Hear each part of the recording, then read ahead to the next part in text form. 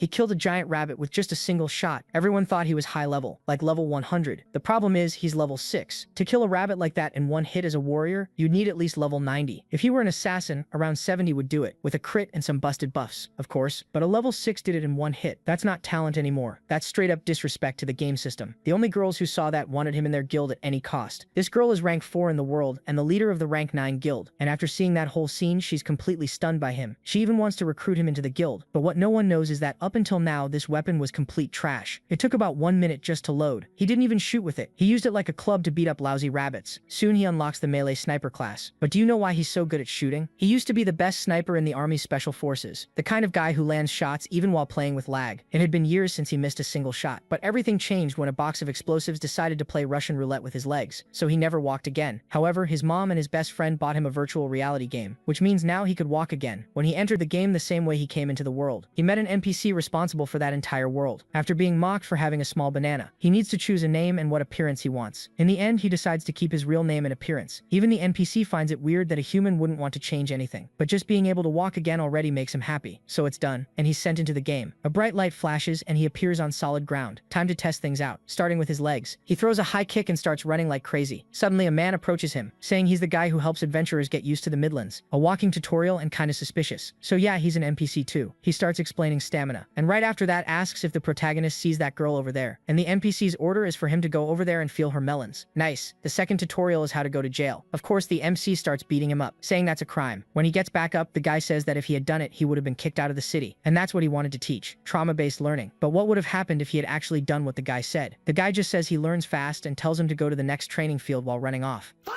The protagonist is testing his legs, running around the city like a maniac. He runs so much he even unlocks a pro runner skill, so now it'll take longer for him to get exhausted. He goes to a training field and grabs a sword to do a quick practice session.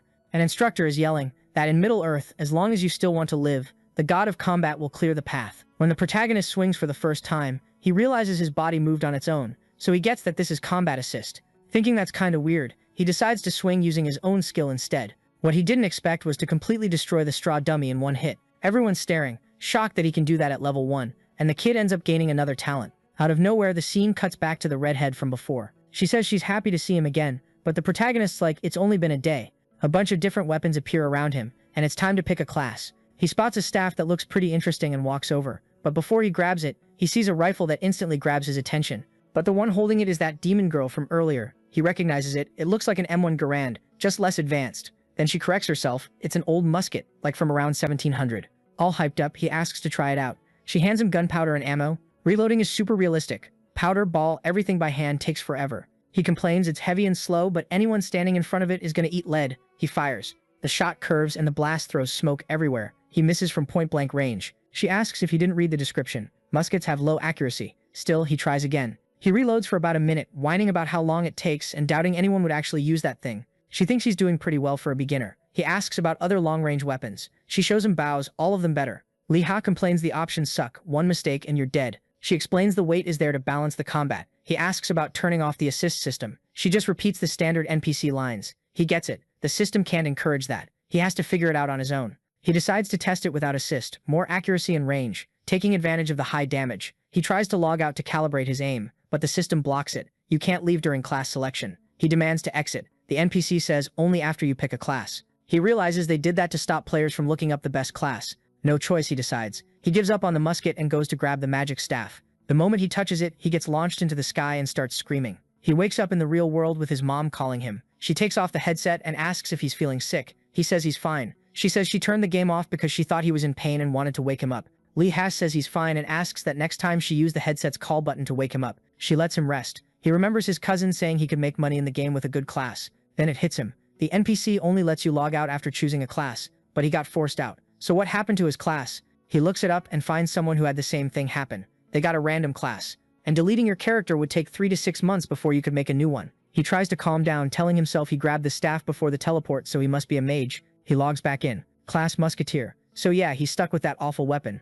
Better than waiting months, so he accepts it and gets new skills. One of them is Bayonet Charge, which he thinks is trash and burns all his mana in one hit. Lying there complaining, he figures at least he can use the bayonet if he misses. An adventurer comes up, another guide NPC, and gives him a quest, hunt rabbits. No choice. He heads out to the field. He watches other players hunting white rabbits. He spots one and lines up his first shot. Breathe, aim, fire. The rabbit ricochets. The smoke blocks his view, but there's no way he missed, right? The rabbit stares at him, pissed he missed badly. He tries to reload while the thing charges him. Too late, before he can even pour the powder in, he gets kicked. No time to reload, and he could actually die, so he does what he knows, run. After he gets some distance, he thinks about shooting again, looks back. The rabbit is right on him, running insanely fast. It catches up and lands another kick, hitting like a gunshot. Other players comment that if you're getting beat up by rabbits, you should just uninstall. He's already lost half his HP trying to respond. Exhausted, he drops the rifle and yells right in the rabbit's face, then uses the gun like a club and smacks it, sending it flying. The gun isn't only for shooting. Almost passing out, he props himself up with the musket and charges the others. He takes a bunch of kicks but keeps fighting, swinging instead of shooting. The other players are confused, a long-range class fighting in melee. Even so, he finally kills the rabbit, barely. Still in disbelief that he missed that point-blank shot. He knows if killing a rabbit was that hard, monsters with more HP are going to be worse. Another adventurer kills rabbits easily with a sword. Lee Ha feels like the system is straight up screwing his class. He decides he's not losing to this dumb system, and starts testing the realism. He goes home and researches weapons. Trajectory, range. He realizes that with assist on, he only gets 1 shot per minute. He decides using the musket like a club is his best option, until he builds proficiency. Then his mom interrupts. She asks if he's been less sad since the game, and says she should have gotten it for him sooner. He thanks her, tells her to go to sleep, and promises he won't be long. He swears he's going to make money in the game, he can't work outside, and maybe even pay for surgery so he can walk again. Back in the game, adventurers get startled by a gunshot and ask if there are guns in there. They see Lee Ha reloading so slowly it looks like magic. He's proud of the improvement, but they laugh at him. Slow class, he should quit. They say he doesn't even hunt, he just shoots tree stumps. He ignores them and focuses on accuracy. He counts his ammo and goes back to the rabbits. Hidden in a bush, he watches his target. He calculates distance, wind, waits. He fires. The bullet only hits its paw. The rabbit just gets even angrier. Then it turns into a straight-up fistfight. Lee Ha uses the musket like a club. Pissed he can't land a shot. After all the chaos, he finally kills another rabbit. He gets achievements and his stats go up. Levels up and ends up on some low-tier hero ranking. But the musket breaks. It was basically disposable. He gets even more annoyed, realizes the handle wouldn't survive many more hits anyway, while other players watch without understanding what's going on. He beats another rabbit and yells that smacking things is easier than shooting. He levels up and gets praised. His reputation for taking down monsters by pistol whipping them starts spreading. He finishes the mission and gets a backpack. When the NPC offers to repeat it, he instantly refuses. He's had enough rabbits. He counts his money. Still nowhere near the surgery, but it's a start. Walking through town, he meets Madame Lu, a restaurant owner who offers 7 copper for each rabbit meat. She says she needs a lot of meat for the restaurant and asks if he wants to help. Lee Hax gets a new quest, hunt a black-furred rabbit. He notices the number 1. It's the start of a chain. Madame Lu explains it's rare and gives him a rabbit skin pouch to lure it in. If he brings the wrong meat, she'll come at him with a knife. Before heading out, he buys ammo. The seller charges a lot for gunpowder. There are barely any musketeers in town. The class already sucks, and it's still more expensive. The guy suggests unstable powder, but Lee Ha's afraid he'll never make a profit, and beating rabbits up ruins the meat. He pays anyway. He tries to pick up a quest, but the shopkeeper refuses. Nothing for someone who cries over bullets. He leaves complaining he should have just become a mage. Then he realizes quests have prerequisites. The cook only offered 1 after seeing the rabbit meat he'd hunted. Now he has to figure out each NPC's requirements. His stomach growls. There's a hunger system. Below 30% you get penalties. He goes to the tavern to test the food. He asks for bread, but the shop is closing. The game follows real hours. Shops shut after sunset. He runs around to the last places still open. Everything's expensive. The owner explains. Rabbits are eating all the wheat. He senses a possible quest and tries to bargain. He hunted rabbits for the vice captain. So can he get bread if he solves the problem? She says he's like the 20th adventurer to try that line. They reproduce way too fast. But she changes her tune when he mentions Madame Rue's black rabbit. She asks if it's Angus stronger than the normal ones, and doubts him. Someone dealing with that wouldn't be broke enough to be begging for bread. Lee Ha shows the stinky pouch Rue gave him. She believes him and asks a favor. Gather herbs in the rabbit's territory. It's basically a life or death mission, all for bread and a few coins. She says Angus probably makes the other rabbits more aggressive. He's called Angus the Black. His fur turns black when he gets mad. Lee Ha says he can do the quest, but he's starving and might pass out. A loaf of bread would help.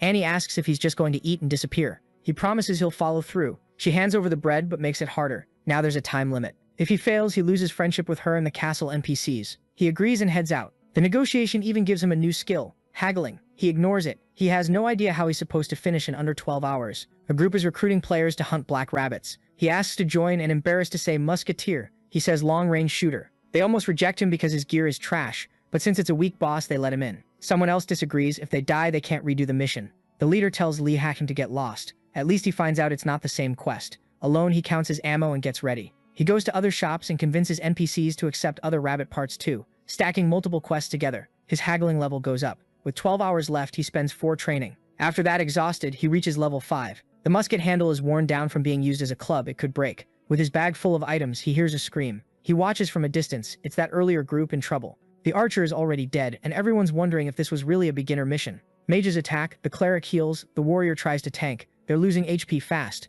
They're fighting a giant black rabbit. Not even a fire arrow does much damage. Liha's jealous. Mages cast spells in seconds while it takes him forever just to shoot. The tank goes down, the group runs. Under the moon, the monster looks massive. It really is Angus the Black. While he's thinking of a strategy, he sees the players running and yelling at each other. Then he realizes it's not just one, there are 2 giant rabbits. He panics. After level 5, dying makes you lose a whole level. And one hit from something like that would wipe him out, especially when even the small rabbits were already a pain. Since he has 5 quests involving these things, he decides to try anyway. If he fails, he loses friendship with basically the whole town. Get up and remember, a musket exists to drop someone with a single shot. As a trained sniper, he trusts that, especially in a world that simulates reality. He dumps all his points into dexterity. Once it's over 55, he gets ready to go all in. While the other adventurers run, he draws the rabbit's attention to buy them time to escape. His attack is high. He just needs to land 1 shot. If he misses, it's over for everyone. He loads the gun, but 2 players sprint straight toward him, with the rabbit right behind them. He asks why they came back. The red-haired mage yells at him to hurry up and save them, or they're done.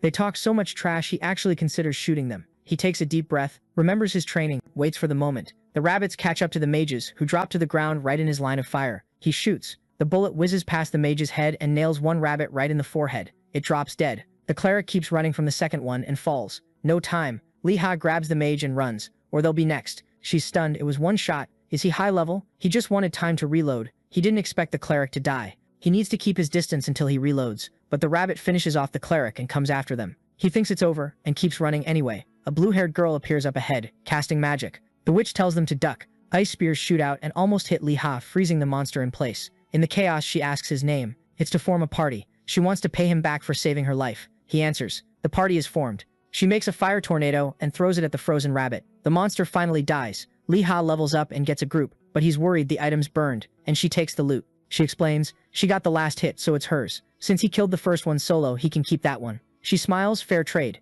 After the fight, the 2 girls start following Liha, and it annoys him. The ice girl introduces herself as Ram Wayan, and he adds, the other one is Ram Wajung. The fire mage thinks it's weird he doesn't know them. Wajung is famous in Hong Kong, nicknamed Snowflake. Liha asks if they've heard of him. When they say no, he says he's not obligated to know anyone either. He tries to say goodbye and leave. Ram points out the herb he was looking for is still there. He's confused. They said the location was secret, and he worries he might have failed the quest. Ram says he can tell other players about it. The mage realizes he's just scared they'll steal the item. They ask how he killed Angus with 1 shot when it had full HP. Liha says it was luck. He gets a bunch of achievements, boosting his stats. One says he's starting to understand weaknesses and crits. The 2 take him to a restaurant to celebrate. He asks who they really are. An NPC let Chua Jung pass without even questioning her. The fire mage introduces herself as Ram Huayan and introduces her sister, Ram Hua Jung. Liha doubts the whole fire mage thing since she basically just ran during the fight. She says she didn't pick the class name. Back to the point. What's the secret behind that hit? He says he just shot. They don't buy it. They ask his level. It must be high. Hua Jung says it was an insta-kill. With his stats, even a crit wouldn't be enough. Only an instant death effect would explain it. Liha's thrown off by how she knows his stats, skills, and items. Hua Jung says only a level 90 could have taken that rabbit down in 1 hit. Not 90 strength. Level 90. He remembers an achievement asking if he wasn't ashamed to hunt in a beginner area. Now he gets it. He beat something only a level 90 could, and the game bugged out. There are still questions, but Hua Jung invites him to their guild. Her sister is top of the global rankings and the guild is famous. Even if he's low level and poorly geared, he could grow fast. Surprisingly, Liha refuses. He jokes that his mom taught him never to take candy from strangers. Really, the offer feels way too good. Why would a top guild pick him of all people? Even with Hua Jung pushing, he says he'll research other guilds first. Hua Jung accepts it, better than saying yes to everything. She sends a friend request and he accepts. Then he stands up, says he'll pay the bill, and thanks them for saving his life. While her sister pays, Hua Jung keeps flirting and says they'll meet again. They leave. He tries to process everything and decides to go collect rewards with Annie. He stops by an accessory shop. The seller's impressed he beat the rabbit in less than a day. He turns in another quest to the blacksmith and gets money. He levels up again, turns in the hide at a clothing shop and gets new armor. His bargaining skill and his friendship in the city go up. Finally, he heads to the bakery. Annie greets him warmly and even gives him free bread. They're not strangers anymore. The other players find the sudden change weird, especially after she called him poor. She asks about the herbs. He hands them over. She practically faints from happiness. He asks if they're really that good. She says the smell is irresistible. He mentions they came from rabbit poop. He leaves, finishes the quest, and gets a bonus. Still wondering if all that stress was even worth it. At Madame Rue's place, she's already heard rumors about the fight. He realizes that being friends changes how NPCs treat him. He delivers the meat and gets a lunchbox, but she asks him to wait. Then part 2 pops up, defeat the bird of the Mountain of Light, the Sword Eagle, the final boss of the Castle of Light. To unlock it, he needs to be level 10. He's like, why is the reward just food? She answers bluntly. She wants to sell the meat in the capital, influence politicians and make a profit. He's shocked. Corruption in the game. She even gives him extra food because of the rabbits. When he checks the lunchbox, he realizes it gives permanent buffs and it's a rare item, only below epic and unique. He could sell it and make good money, but the tag says it can't be traded. That kills his excitement. Still, he thanks her. It's rare either way. Better stay humble. Life changes fast. Feeling confident, when Madam asks about the eagle, he accepts immediately. He leaves and checks his status. Level 8. He needs 2 more levels, so he goes to grind. Before that, he eats the food he got. It's so good it draws other players' attention. He praises the GMs for the realistic texture. Ready to train, until he realizes he's out of bullets. He curses the GMs and heads to the shop. He figures being friends might get him a discount. Nope, the shopkeeper is still rude and overpriced.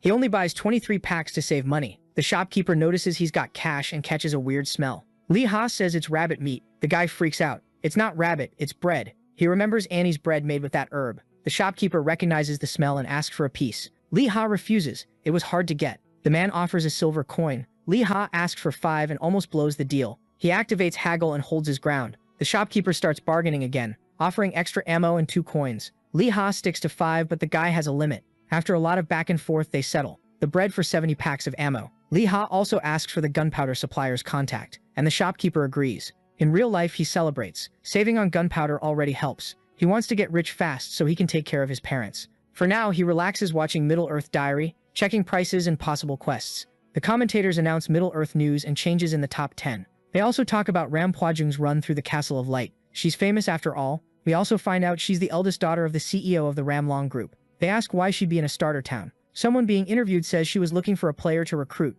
Nobody knows who it was, but they must have been strong. Lee Ha realizes it was him and feels relieved nobody saw his face, until the commentator mentions the player used a firearm. He freezes. He was the only musketeer there and falls out of his chair. To make it worse, they posted a video of him talking with the girls, and you can see his face. The comments say he was pretending to be a newbie just to get their attention. He kind of likes that theory, until people start asking what idiot plays musketeer these days. He thinks joining a guild would help him level up, but it still feels too good to be true. He decides to go back in-game and grind. In the game, he turns in fox pelts, crappy reward, and takes another mission, hunt wolves. He gets a free repair coupon, which is great since his gun stock is damaged. He heads to the plains, where there's even a danger sign. He sits and waits for a party. That way he'd have time to reload, but nobody shows up. He decides to hunt only lone wolves and save ammo until level 10. He crawls through the grass and sees a group fighting. The tank holds aggro, mages attack, healers heal. Jealous, he decides to make a move. He finds a wolf, preps his gun using a trick he saw on TV, and fires. Direct hit, the wolf drops. Another one shows up with red eyes. He didn't even see where it came from.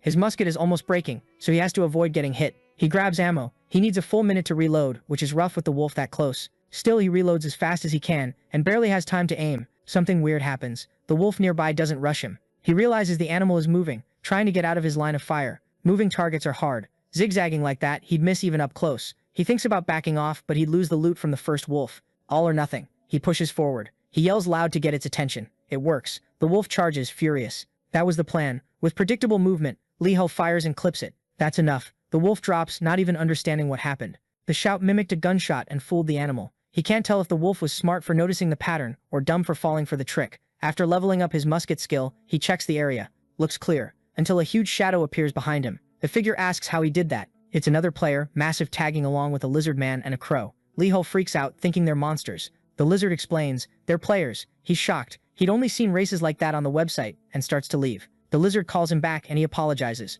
They ask if he hunts alone and how he killed the wolves with one shot. They also invite him to join their party. Similar levels. Even though he's nervous, he realizes they're chill and want help dealing with packs of 3 wolves. They noticed his reload is slow and offer to cover him. He agrees, asking if level 8 is an issue. It isn't. They start hunting. Damage over time, the giant tanks and heals. He introduces himself. The lizard is Bayemi, a poison mage. The giant is Jinggong. Lee Ha asks his class and gets this weird sense of deja vu. Then he remembers. Jing is the player who lost energy, picking a class and accidentally became a druid. The giant confirms it, embarrassed. He even got pity donations. Bayemi changes the subject, saying he's from Vietnam. Lee Ha likes the team, even if he's basically the main damage dealer. They decide to go for it. But the fight turns into a mess. Jing starts yelling at the crow to attack like a little kid watching cartoons. Lee Ha tries not to laugh and loses focus. Bayemi looks like he's charging up some huge poison attack, but he just spits out something pathetic that only pisses the wolves off. Lee Ha can barely aim because he's laughing at the team, but every miss costs him a full minute of reload time. He locks in and nails a wolf right as it's about to hit Jing Gong Gong.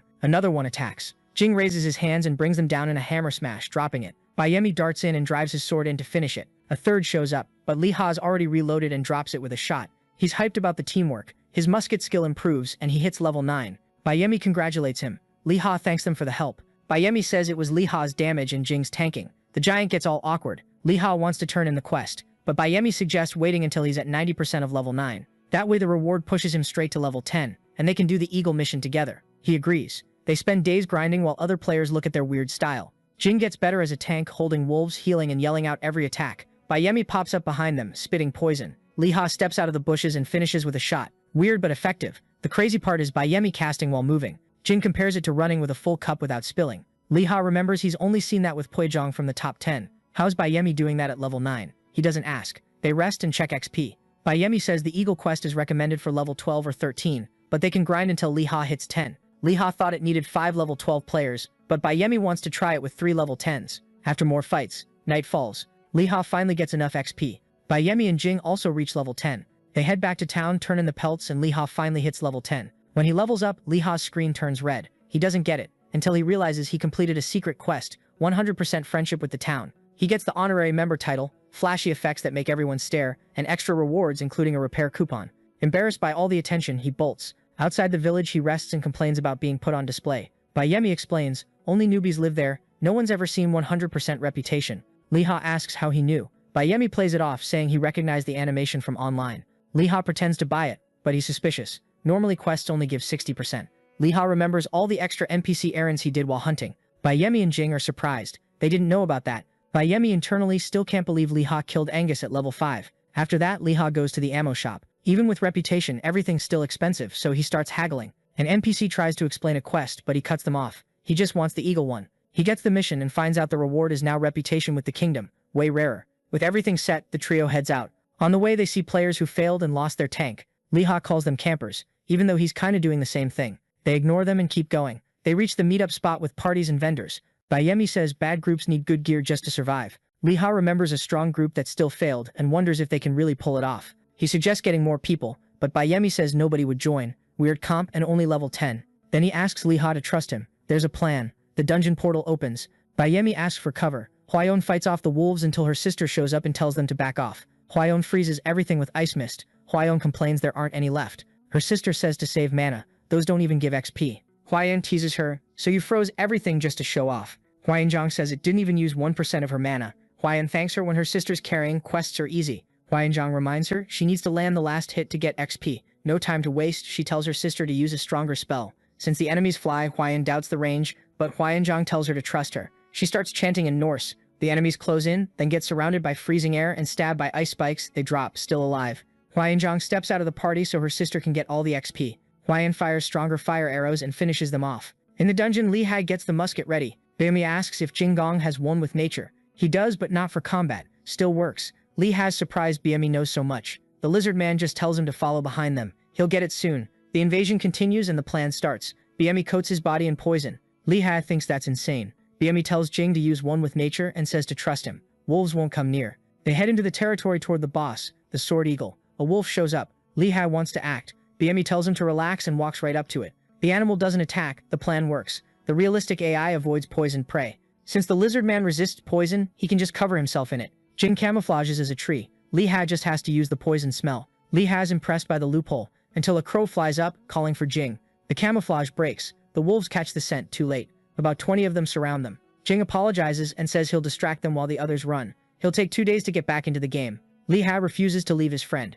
While the others are talking calmly, he takes it seriously and starts thinking of a plan using the AI. He asks for a second. Jing asks what the idea is. If they stall, the wolves will attack. Lee Ha gets ready and says they're a team. If they're going down fighting together. Bayemi asks what the plan is. Since the musket only hits one target at a time, Lee Ha just reloads, but with 2 packs of gunpowder and no bullet. He tells everyone to cover their ears. He fires massive explosion. The other 2 almost go deaf and complain. Great, now the wolves are definitely coming. But the pack turns and ignores the group. Lee Ha tells them to run and says he'll explain later. While they're escaping, he explains he used something different. The wolves follow the smell of the gunpowder. Once they lose them, Bayemi realizes it was a sound and smell distraction. It worked because the game is realistic. Even humans can't handle gunpowder up close. He compliments Lee Ha's knowledge and asks if he's played Middle-earth before. Lee Ha thinks it's obvious, they're literally in the game, but Bayemi changes the subject. Jing asks them to look away so he can summon the crow. They think it's some secret skill, he's just embarrassed. They insist on watching. With no choice, he does a ridiculous dance with a shiny final pose. The other two crack up laughing. He says without the dance it won't work. Summons come from the heart. They mess with him a bit more until the crow shows up. They head to the top of the mountain to face the boss. From far away they see the eagle, way bigger than they expected. Lee Ha jokes that soon they'll be fighting something the size of a house. The boss is 4 times bigger than the other eagles. Bayemi explains, it starts with a dive bomb, it can rip arms off, then it lands and lets out a supersonic screech that stuns. They should attack while it's in the tree. Below 30% it loses flight. Jing does max damage and Bayemi distracts the minions. Lee Ha asks to shoot first. Bayemi would rather wipe the smaller birds first, then focus the boss. Bayemi asks why pick the riskier option. He might not even hit from that far. Lee Ha says at 90 meters he can. If he misses, Bayemi starts casting. He also tells Jing to lie down. He's going to use his body as a rest. The big guy turns into a tripod. Not happy about it. Lee Ha aims. The eagle lines up. Since the bullet's slow, he leads the shot and fires. Direct hit. He tells them to move in when it falls. But a message pops up. New achievement. He defeated the eagle with a single shot. Everyone levels up. Musket level 4. Sword eagle feather and +1 to all stats. Jing thanks him for the bonuses. Bayemi can't believe it. They grab the drops, dungeon ejection in 30 seconds. More achievements pop up. One roasting him for hunting in a beginner area. Another sniper etymology gives the skill calm heart and stat bonuses. Then another one. He's the second player in the world to get it, entering the Hall of Fame. No time, Bayemi tells them to get out. Outside the dungeon, they celebrate now they're real players. Back in town, everyone's talking about the bonus rewards. Bayemi only wants to know how he killed the boss in a single shot. That wasn't some random fly. Even with high DPS, it should have taken a while. Buff? Nope. Crit? Maybe luck. Lee Ha says if he knew how to repeat it, he'd already be level 50. Bayemi doesn't look convinced. Honestly, Lee Ha doesn't get it either. The lizard apologizes. Jing says they basically hit the jackpot as a party. Lee Ha remembers the sniper motto, never let them know it was you. He decides to keep it low-key and turns the quest into the vice captain. He gains reputation with the country, levels up, and gets a letter to the Brown Best Musketeer Academy in the capital, the best on the continent. The captain says he'll learn way more there about enemy weak points. Lee Ha finds it weird that the vice captain knows he understands monster weaknesses, until he remembers the achievement that revealed it. Suddenly the guy hugs him tight, thanks him, and asks him to become someone great for the kingdom. Lee Ha knows it's because his reputation is maxed, but it's still super awkward. Even other players think it's weird. He asks his teammates where they're headed. Jim Gong is going to the Emerald Forest to train as a druid. Bayemi's heading to the Tamba jungle. Lee Ha's leaving for the capital. Ail's group's over for now. They say goodbye, promising they'll meet again. Alone, he opens his status. Tons of achievements. High stats even though he's only been focusing on dexterity. He's level 12 now with free points. He finds a skill called Calm Heart. Boosts accuracy if he stays calm for 3 seconds. 30-second cooldown. He complains about how short it lasts, but figures it'll improve later. He goes to turn in the quest to Madame Rue. She recognizes him, gets way too close, and calls him by his title. She jokes, asking if the meat is fake. He swears it isn't. He hands over the eagle meat. She confirms it and makes the promised lunchbox, saying her husband was sad he didn't get to talk to him earlier. Then the husband shows up, huge and kind of creepy, staring at Lee Ha instead of the meat. He thanks him with a crushing hug, and says only a true meat lover couldn't be a bad person. Then he asks if Lee Ha wants to learn cooking. Lee Ha thinks there's no chef class, but there are crafting skills. Since he can only have 2, maybe it's worth learning dishes that give permanent bonuses. He says yes. Chef Gyo Mifgar promises to teach him. A window pops up asking if he wants to train with the great chef. He accepts confidently. He cooked in the army, he should be fine. Training starts and the chef absolutely destroys the food he makes. The chef yells like a reality show host, saying not even a dog would eat that. Regretting ever teaching him, he keeps roasting him. Lee Ha only doesn't shoot him because he'd get banned, so he holds it in. After a bunch of dishes, it's time for another evaluation. Out of patience, Lee Ha threatens him. If he doesn't pass him, he'll shoot for real. By some miracle, Gyo approves him, and even says it was thanks to his amazing teacher. Totally traumatized, Lee Ha leaves the shop trying not to come back and murder the chef, but he does get the cooking skill. On the way out, he notices a vitality debuff from training, and runs into Madame Rue, who hands him the promised lunchbox. She asks for another favor. He complains about yet another quest, and says he's not accepting until he knows what it is. Annoyed, she puts another lunchbox on the table. Deliver food and a letter to her sister in the capital. Failing would massively drop their friendship. Weird for a final quest. He asks if he's going to have to fight a monster. She says worse. People, maybe even assassins. Then she laughs and says she's kidding. With a 1-month deadline, he figures he can get there in 15 days and he's going to the capital anyway because of the academy. He accepts. Rue says the lunchbox has magical preservation, but the taste won't last forever, so don't mess up the delivery. He takes both lunchboxes and heads out, but first eats his to boost his stats. He thinks he'd get rich if he could make stuff like that. Then he reads the description on the other one. Insanely high bonus, unique item, and tradable.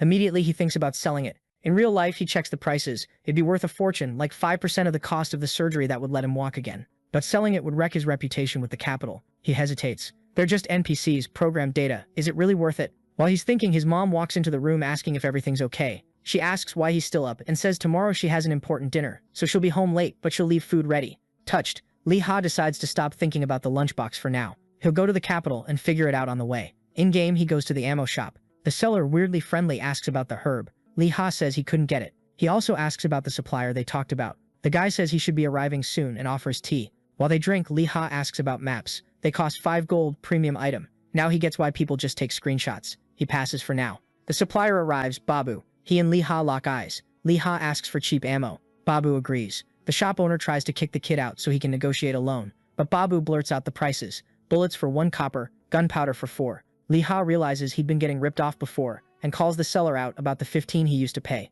He starts to leave, telling the guy to go find the herb himself. The man begs and promises any reward. Lee Ha asks for a musket. Not happening. So he picks the expensive map instead. The seller hesitates, but when he hears it's about the herb, he agrees. Lee Ha walks out winning, loaded with ammo. After that, he opens a bank account to make buying stuff easier. He remembers his cousin Kijong and calls him. Says he hit level 12 and they'll be able to meet up in the capital. Kijong's shocked that the Sword Eagle got taken down so fast and promises to welcome him properly. He asks if Lee Ha ran into Kuijong. When Lee Ha says yes, Kijong gets pissed. Lee Ha jokes like, "What, are you her fan club?" Nope, he wants to take her down. He says his guild tried to surround her and got wrecked easily while she was smiling. They lost levels, money, and he went days without sleeping. Now he wants revenge. Lee Ha gets his cousin's problem, but it's not just that. Kijong says her sister is also wrecking the economy in small towns. Those two are such a headache that the 5 biggest guilds in the kingdom formed an alliance against them. Lee Ha realizes that if he'd accepted the invite, his own cousin would probably beat him up in real life. They end the call saying they'll talk later. He's left thinking a lot of people mix up the game with real life. Maybe it's better to avoid guilds for now. He puts that aside and focuses on reaching the capital. He opens the map he just bought and realizes it works like GPS. He thinks back to the army. A sniper with a map always has the advantage. He checks his items enough and keeps moving. 3 hours later, he's already far away thanks to his running skill. A sign warns about ambushes in the area. When he enters the forest, he hears fighting nearby. A knight is facing a huge grizzly bear while the group supports him. There are snakes around too. The knight uses 2 shields, pure defense. More players come running in. Some bail, others want loot. A raid starts forming, recruiting anyone with high damage. Lee Ha watches and figures you'd need like 20 people for a boss like that. And he's not much help since range damage sucks against the bear. The guild is called Kim Flower Petal. He thinks the name's weird and backs off, hiding behind a rock. The leader organizes things. Healers take care of the injured. DPS stays close to the tanks. Pretty solid setup for a bunch of strangers. An archer pulls aggro. The bear roars. The effect reaches even Lee Ha from far away. Everyone gets paralyzed for almost 2 minutes. The monster charges in to crush them. Even from a distance, Lee Ha can't move either, and he's stunned by the size bigger than an elephant. He tries to react, panicking, scared he'll be noticed, and the feeling of not being able to move his legs makes him think of the real world. He wonders if the group can hold out long enough. The leader tells the healers to remove the effect as the bear closes in. Then the captain steps up and with both shields blocks the monster's hit. The captain looks over and spots Lee Ha with the musket. He says he would have invited him to the party if he'd known, and the mage confirms it was a headshot. He considers pulling aggro so Lee Ha can shoot again, but drops it. Even if he hits, the kid would die during the 1-minute reload. The bear gets up even angrier and roars, paralyzing Lee Ha again. He tries to reload, basically impossible like this. A few survivors run and distract the boss for a moment, but they soon go down in the flames. Desperate, Lee Ha calls out to the captain for help. No answer. He already ran. The bear finishes wiping everyone out. Lee Ha takes a deep breath and finally finishes reloading. He aims at the flaming monster. He fires. Another headshot. The shot echoes and catches the captain's attention from far away. The group is stunned. 2 shots in a row. They suggest going back to help and split the loot, but the captain refuses. Without his shields, he'd be the first to die. The last player drops. Only Lee Ha is left. Even so, the captain decides to gather reinforcements and come back later. Maybe even steal Lee Ha's loot. Cut to the village. He tells everyone what happened and recruits a bunch of players. Half an hour later, they return to the spot. The forest is wrecked, but the bear is gone. He says the boss must have run off because it was low on HP and tells them to move carefully. 2 hours searching. Nothing. 3 hours, people start complaining, thinking he made it up. The captain insists. The destruction proves the bear was there. It's just hiding somewhere hurt. The players agree to look a bit longer, but warn him, if they don't find anything, his reputation's done. He starts sweating and wonders if the musketeer really killed the boss alone. Cut to 4 hours earlier. Lee Ha is still fighting. The bear survived the headshot and is even more furious, setting everything around it on fire. The paralysis wears off, and Lee Ha backs up to reposition. He spots the captain's group running away and gets annoyed, but forces himself to refocus. While dodging, he reloads as he walks, something he practiced. He lines up the shot. 3 headshots should do it. But the bear's already close. 1 swipe sends him flying. The game only transmits 20% of real pain, still hurts like hell. low HP, blurry vision. He tries to listen for the monster, but the bear moves silently. He focuses. The next hit decides everything. He remembers the sniper mantra and feels the enemy's presence. He dodges and shoots it in the chin. The bear staggers back, but it's still standing after 3 shots. Out of options, Lee Ha uses bayonet charge, the skill he thought was useless. He rushes in and drives the musket into the bear's chest, tearing it even more when he yanks it back out. He takes another hit and goes down. Cut to him waking up, not knowing what happened. Messages pop up. He gained a bunch of levels. He went up 9 class levels and his musket skill hit level 5. He beat the bear. He celebrates and starts collecting loot. The system tells him the boss was 50 levels higher than him. He gets into the Hall of Fame and earns stat and damage buffs. Now he's level 21, with a ton of points to spend. He puts almost everything into dexterity, and a little into HP. He picks up weapons from dead players to sell later. Then he grabs the bear's drops. A full rare fur set cloak, hood and boots, with resistance to fear and fire. No weapon, but still an awesome reward. Since the new set is better than anything he had,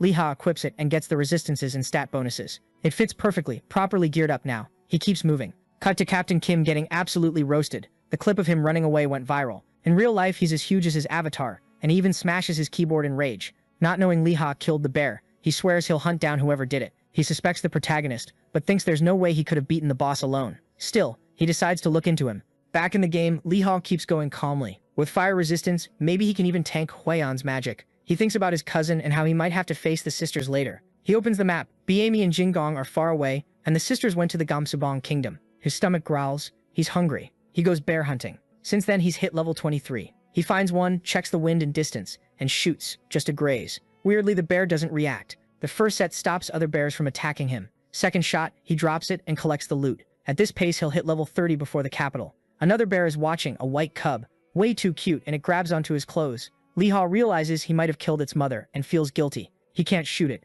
Instead, he gives it bread. The cub's happy. Honestly, it even looks like it could become a future pet. He tries to leave, but the sad look makes him stop. He sighs, picks the little bear up, and wonders what to do. He calls his cousin Kijin and Ong, and says he'll be late getting to the capital. His cousin tells him to be careful with bears while totally ignoring studying so he can play raids. Lee Ha asks if you can have pets in the game. Kijin thinks he means a horse. He asks about taming wild monsters. His cousin says it's basically impossible without a tamer class. Monsters see humans as enemies. Even so, the cub keeps clinging to him. He asks if he can raise a cub like a baby. Kijin says cubs are rare, and they give the same EXP as adults, so people always kill them first. Lee Ha gets discouraged, says goodbye, and promises to meet his cousin in the capital. He looks at the cub on the ground and sighs. If he leaves it there, some other player will farm it. So he decides to take it with him. Next day, while hunting bears, he reaches level 24. He notices the cub also gains EXP and grows. He keeps collecting drops to sell, until a golden snake shows up, bites his leg and slithers off. Poison 50 damage every 10 seconds for 3 minutes. He survives, but barely has any HP left. The cub finds and kills the snake. Lee Ha hugs the bear, then it immediately starts tearing into the snake like it has zero mercy. After that, it grows way too fast. Before long, it turns into a mount. Next day, the bear's already huge and Lee Ha is riding it. Other players attack him a bunch of times thinking it's a monster, so the protagonist has to step in. He realizes he's going to have problems in the capital. When he reaches a town, guards block the entrance because they're scared of the bear. Lee Ha tries to explain it's harmless. Then the bear bites a nearby head and everyone runs. With no way to get in, he decides to leave. He hears locals wondering why someone would ride a bear instead of a horse, and that gives him an idea. He asks if it can run fast. The bear takes off instantly. Now the two of them speed toward the capital, avoiding people. 2 days later, they get close to Alestock.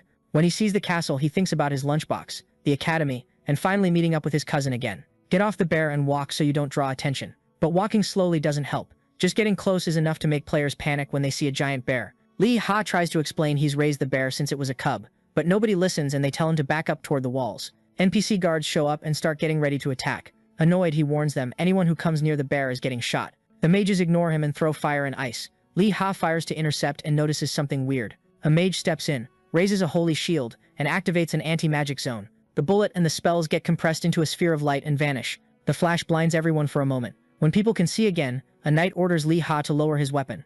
Nobody's allowed to cause trouble in Alestock. They're holy knights. He says it was a misunderstanding and nobody will be punished. But if Lee Ha fires one more shot, there won't be any forgiveness. Lee Ha complains they attacked first. The knight agrees, but still, bringing the bear caused chaos. Even so, he's letting it slide. The female mages get a warning. Offensive magic is banned in the capital, but they were trying to protect civilians. The knight disperses the crowd. Lee Ha leaves, relieved, with the bear, until they call him back. They ask him to come with them for a moment. He suspects it's an ambush. The knight introduces himself, Sir Cindergaard. He swears on his honor he won't harm Lee Ha or the bear. Lee Ha agrees, still confused. Cindergaard tells Sir DeGrom to guide him through the city. With no real choice, he follows. As they walk, Syndergaard realizes something. The holy shield supposed to stop any attack cracked from Lee Ha's shot. That oath gives Lee Ha an achievement and plus a 50 reputation on the continent. DeGrom stops along the way and asks about the bear. He says he knows Lee Ha is an honorary member of the Castle of Lightguard, so he doesn't need to be so suspicious. Syndergaard shows up again and says someone like him would never cause trouble. Lee Ha asks how they knew he was an honorary guard member. Syndergaard says they already know he works for the good of the kingdom. The protagonist realizes it was his quest reputation that made the knights trust him, so he tells the whole story, how he found and tamed the bear on the way to the city, and how he beat a bunch of bears including a bear of agony. Syndergaard gets that the bear is tame, but he can't let it walk around Ailstock. A giant bear would cause mass panic. A soldier says bears need to live with other bears, and suggests releasing the cub back into the wild. Lee Ha hesitates. You can't really tell a domesticated bear from a wild one, and some player might attack it. Still, with no choice, he agrees to release the bear immediately. The little guy looks confused. Before leaving, DeGrom asks his name.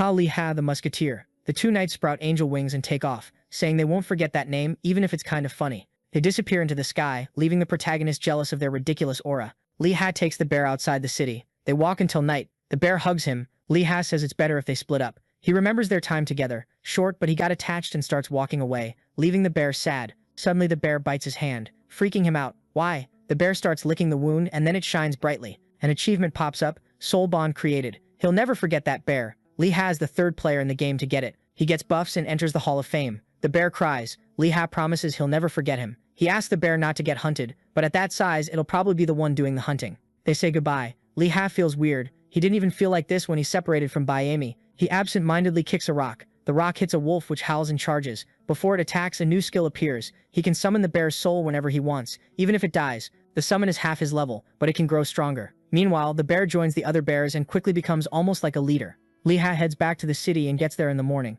Ulstock is packed. He wonders how he's supposed to find his cousin. So he calls him. His cousin explains, the capital is where everyone goes when they've got nothing better to do, so it's always crowded. Lee Ha asks where he is. Kijong says he's at the south gate and he's been waiting forever. Lee Ha doesn't know where that is, but his cousin tells him not to worry. The gate doesn't have any landmarks anyway. Turns out Kijong was right next to him the whole time. Lee Ha gets annoyed and asks why he didn't say anything. Kijong says he just wanted to watch him struggle like a noob. After chewing him out, Lee Ha notices something. His cousin is way better geared than he expected. Kijong says it's normal for a high-level player to use that. He looks at the main guy's bear set and asks if he bought it or stole the drop. Lee Ha says he's not some bum, he got it by hunting. His cousin doesn't believe he got that strong that fast. Then another player shows up and introduces himself. A red-haired mage, Haiyan. He says he's heard a lot about Lee Ha. According to Kijong, Lee Ha was a real-life sniper and has huge potential. Kijong gets a little embarrassed. Lee Ha feels proud. His cousin's a good guy, he just doesn't show it. Another member shows up and recognizes the set. He praises him. Beating the bear boss at that level is insane. The kid introduces himself as Sosuke. They ask if he's Japanese. He's not. He just based the name on a pretty obvious character. Kijong asks about the boss.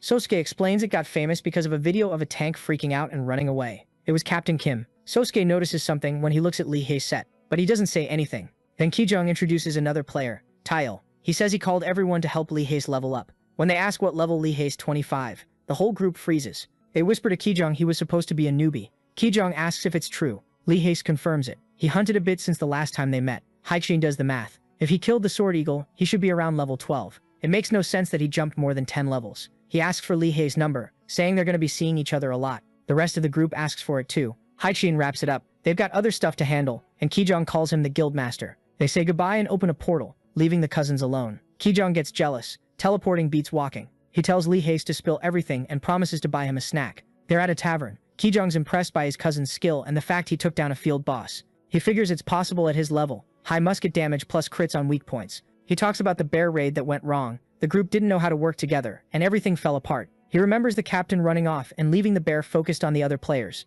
But that gave Lee Hei's time to aim without becoming the target. So yeah, with the musket's damage and the bear already almost dead, Kijong admits it. His cousin really did kill the boss. He's impressed and remembers an archer in the guild who couldn't hit anything until he turned auto-aim back on. They talk about range, and Kijong's like, if the musket only reaches 40 meters, how did Lee Hei's kill the bear from that far with one shot? Lee Hei's corrects him, it wasn't one shot, it was 3. And he finished it off with a bayonet charge when he ran out of bullets. Kijong doesn't get how the bear was still standing after that. Then Lee Hai drops the bomb. He's been hunting the whole time with no aim assist. Why? To learn how to actually play. With aim assist, your accuracy caps at 50%. Without it, it's all on your real aim. When he says all 3 shots were headshots, Kijong gets mad he didn't say that sooner. Still impressed, he asks if Lee Hai wants to join the guild. Lee Hai says no, not right now. Kijong keeps pushing. His guild is one of the strongest on the server, which is why he introduced Lee Hae to the top guys. The leader's famous, shows up on TV, top 8 in Korea and top 40 worldwide. One spell from him just wipes enemies. Lee Hae isn't impressed. He's already met Waijong, who's rank 9 in the world. He asks what his cousin's rank is. Awkwardly, Kijong admits, top 100 in Korea, Master Templar K. He starts bragging. Lee Hae has to hold himself back from shooting him. Global rank 500 isn't that amazing. In 100 million players, yeah it is. He's 2 levels away from 200, and the level cap is way higher than it looked. Lee Hae's shocked. Kijong says after they eat he'll show him the capital before the academy. Back at the guild, Taeyol says bye and leaves for a mission, leaving Sasuke and Hien alone. Hien wants to talk privately and asks if anyone's watching. Sasuke uses his eye skills and confirms, nobody. Hien compliments him, not many people slip past his detection. They look over a photo of Lee Hae. Even with different gear it's obviously him. Level 25 confirmed. They conclude with hidden stats he's not a newbie. Hien asks if he managed to see his achievements. He didn't. Hien accuses the Ram Witches of using the musketeer against the guild. He's not falling for it. Cornered, Sosuke says he doesn't know if they know Kei and Lee are cousins, or if they're trying to squeeze info out of them. The redhead calls him an idiot. Those were rhetorical questions. What bugs him is not knowing what the witch's next move is. Sosuke says he did manage to see the kid's title. Which one? Fearless. It gives an attack bonus. You only get it by beating a monster 20 levels higher than you. Hien figures the sisters must really trust him. They let him land the final hit, so the Korean player they recruited can only be the gun guy, the only musketeer at that level in the game. He thinks the girls are helping the protagonist. Sosuke says they still can't be sure. Hien insists, a few days ago he was a broke newbie, and now he's level 25 without a single legendary hunt. The gear he was using is rare, no way he got it alone without the sisters' help. Sosuke suggests maybe he did it solo. Hien slams the table, no chance a level 12 kills Agonia Oso alone. They hit his stats with an item. He freaks out. Lee Ha isn't smart enough to plan this. It was something set up days ago. Kicking the table, he orders them to raise the bounty for capturing the sisters, and to send Kei to keep an eye on his idiot cousin. Before leaving, he warns Sosuke not to trust Kei too much, and to keep monitoring Lee Ha. That's why they added him. He points a finger, use items to hide your location and keep a low profile. Sosuke just nods while the redhead draws a magic circle. With a forced smile, Hien asks if he looks friendly. Yeah, you do. He stares into his eyes. Terrible liar. Sosuke goes quiet. Hien apologizes and hugs him before they teleport. Sometime later in the city, Kei and Lee Ha are looking at a system screen. Kei comments on the map's insane price, while Lee tries to figure out where they are. They're in an alley. Lee says studying maps is basic sniper stuff. You need to know the terrain. Kei suggests they head to the academy. Lee asks about the quest Kei mentioned earlier, the Holy Grill one. When I hit level 100, I went to Candle Castle to check the quest list, and it wasn't there. Lee thinks it's weird. Kei went back there at that level. Kei dodges it and says nobody would buy that lunchbox anyway. Thinking it over, Lee realizes there isn't even a restaurant with that name in ale stock. People just eat from the lunchbox. He figures losing affinity won't hurt that much, and he can get it back in ale stock without going back to Candle Castle. Then he thinks, if he's the first to finish the mission, maybe a branch opens in the capital and changes the map. Kei says they should just eat the lunchbox already. It would give 4 levels, something that would take weeks, maybe months. He keeps going. Leveling high is hard, so just eat it. Time is money. Then he gets an idea. Lee Ha's surprised. Sell the item? While clothes dry on a clothesline, they talk it out. It'd be a waste to just eat it, and it also makes no sense to hoard food. Thinking about his mom, Lee Ha considers it. Selling it could pay for her surgery and help at home. Kei suggests talking to the guild leader to find a buyer. Lee Ha smiles and decides to go with him. What could go wrong?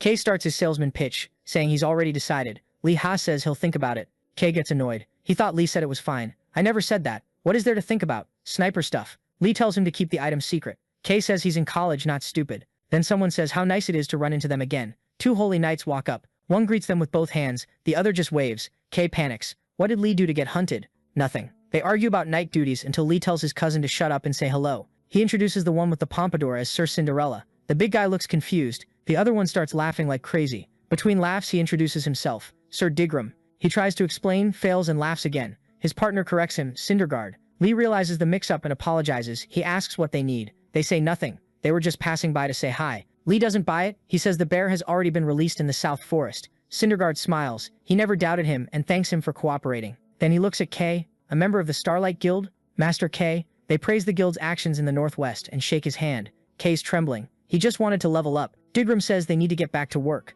Lee's surprised. They really did come just to say hi. Cinderguard confirms. Just a quick hello. They leave. Kei's left with his mouth hanging open. It's his first time talking to sacred guards. Convinced, Kei wonders if it was because of his fame or the guild emblem. Then it hits him. They weren't there for him. They were there for Lee Ha. He loses it. How do they know the musketeer when even he at a high level didn't? Lee explains, they just came to check if he released the bear. Kei asks for the full story and Lee tells him everything. After hearing it, Kei admits it makes sense, but he still thinks it's weird they know more about his cousin than him. His fame was already level 150. Lee's confused. His is 80, even with the level gap. K freaks out. No way someone has reputation that high at that level. I just did quests. You can't grind reputation before level 200. Lee insists he doesn't have any special strategy. K's exhausted trying to understand. They keep walking. K says she wants to see what he's going to do next. Lee says he plays seriously, to earn his bread. K suggests leveling up combat skills, but Lee notices a building. A wooden building. Musketeers Academy. They comment on how it's basically falling apart. K remembers. The nice academy they saw earlier belonged to the tankers. Lee complains about how unfair it is. K says multiple classes share an academy, so that's why theirs is better. He hands over 2 gold coins and some supplies, telling him not to sell the armor yet. Lee thanks him, juggling everything, 2 coins worth like 200 bucks. K says she's going to do quests and he can call her if he needs. Lee smiles. Lee decides to train. He opens the academy door, dark and abandoned. He asks if anyone's there. He sees stuff scattered around. It looks like a haunted shack. A shadow appears behind him. A weapon presses against the back of his neck. Don't move. Not a word. Do what I say and you'll keep breathing. Lee realizes this isn't some regular musketeer. He didn't even sense him. The bearded man tells him to speak without moving his body. Lee raises his hands, introduces himself, and says he's a musketeer. Who sent you? No one. The man's eyes light up when he hears about the recommendation letter from Giat, leader of the Candle Castle Guards. 3 steps forward. Slow. Or you'll be having tea with Queen Elizabeth II. Lee's impressed. Perfect distance, out of reach but still in his sights. The guy was good, putting the letter on the ground like he was told. Lee says the gun has no powder and asks if he can hold the shotgun. Don't even think about it. Back up 3 steps. He jokes that Lee's gonna bite it if he doesn't listen. The stranger kneels, picks up the letter and says that with that attitude he must be an outsider. And a musketeer too. The bearded guy mentions Lee's achievements. Lee realizes this has to be an NPC. Bearded, hat on, covered in scars. The man tells him to follow. Soon they're in a room. The bearded man's gun is on the table. Lee asks why it's just the 2 of them in an academy. The man snaps, shut up and sit. Lee obeys immediately. It reminds him way too much of a sergeant from his past. He decides to treat it like a military academy. The man says Giat is proud. He reads the letter full of praise and supportive talk. Didn't even know Giat could write this much. Lee thanks him. The man crumples it up and tosses it. Praise is useless. Leaning on the table, he explains that ethics don't matter for a musketeer, only skill. Lee agrees, ethics just saves time. You agree because of those half-ass achievements? No. The man stomps his foot, annoyed. Great, then this'll be easy. He tells Lee to stand and hands him the weapon to test his aim. As they walk, Lee thinks muskets don't even have sights. Weird way to teach. He wonders why it feels like a test. Anyone can enter the academy after level 10. Then a notification pops up. Entrance test. Fail means rejection. He tenses up. He doesn't know what the test is or what the reward is. You gonna quit already, coward? He says no and accepts. In the training field, there are targets and straw dummies. He gets excited. It's weird. You can train up to level 200, but you can get rejected now. Still, it makes sense. A bad sniper puts the whole team at risk. He figures it's training to teach flexibility, not cracking under pressure. Holding the weapon properly, Lee thinks about restarting the quest, but drops it. He's not quitting. Determined, he faces the field. The bearded man laughs, his nervous face is hilarious, and warns him if he fails, he'll never set foot there again. The wind blows. Lee estimates about 40 meters to the target, a normal distance for him. The evaluator offers 3 tests: speed, accuracy, or penetration. Fail, and it's over. He can ask for help beforehand. Lee thinks speed and accuracy are obvious, but he doesn't get penetration. He chooses accuracy, his strong suit. The bearded man grins. This is gonna be fun. Lee raises his hand. How many people have passed? The man looks confused. Only 2. Lee's shocked with the game's assists. Only 2. And how many tried? The man adjusts his hat. I don't remember cowards and incompetents, but more than 1,000. Lee gets even more tense. 10 million players and only 2 passed? The evaluator starts walking across the field past the targets. Lee thinks the dummy next to him is the target. It isn't. He keeps walking farther, until he's near a stone wall. By Lee's estimate, 55 meters. Still doable. But there's no target. The man points. Stuck in the wall, a tiny blue feather. It used to be on his hat. Lee breaks into a cold sweat. Now he gets why almost nobody passes. In real life, he shot farther, but at way bigger targets, trying to sound calm. Crazy that anyone can hit that. The bearded man is already behind him, sitting on a bench. You can start. Lee takes a deep breath. He can't back out. There's only one way. He activates the sync shift. A notification appears and lights wrap around Lee's hat. He tells it to crank the range up to the max. Another message. Accuracy guaranteed at 50%. He figures it depends on his senses now.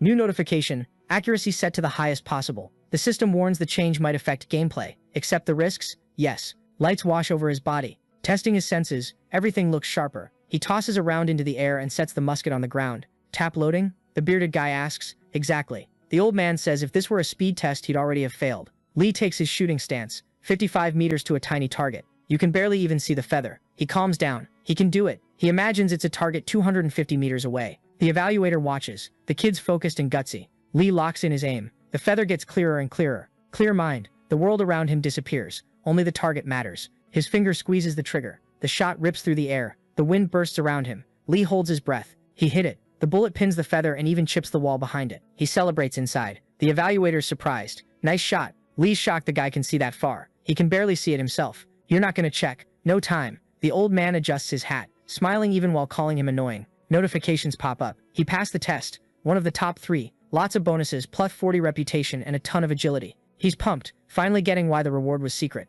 Quit dancing around and get in here already, the grump says. Lee runs in, excited. After that, the man pours an orange drink into a silver cup. You happy? Very. The man browless says the skill explains why he's so irritating. It was luck, Lee says. The bearded guy drops some Yoda-style wisdom. Luck doesn't follow the incompetent. Only the good ones get to walk with it. He drinks while Lee thinks. The achievement said Browless is one of the 3 best musketeers in the world. The old man explains boldness calms the mind, and a calm mind makes precise movements. A flash of the shot through the feather. He smiles. Maybe there's actually a brain in that head. He says if Lee had shown up earlier, he could have trained him to be one of the 3 musketeers. Lee thinks the name's weird, but lets it slide. You're still a diaper baby. Then the old man tosses him a blue bundle. Keep it. What is it? Ammo. Worth 10 silvers. Lee's surprised by the reward. Basic training's useless. What matters is skill. Lee thanks him. Browless tells him not to because it gets worse. He fixes his hat. We're going spider hunting. Lee gets the new quest and gets annoyed. No welcome party, just freelance work. Spider hunting won't give much XP at his level. There are bats in there too. There are. Why? He bargains. He wants to kill bats too.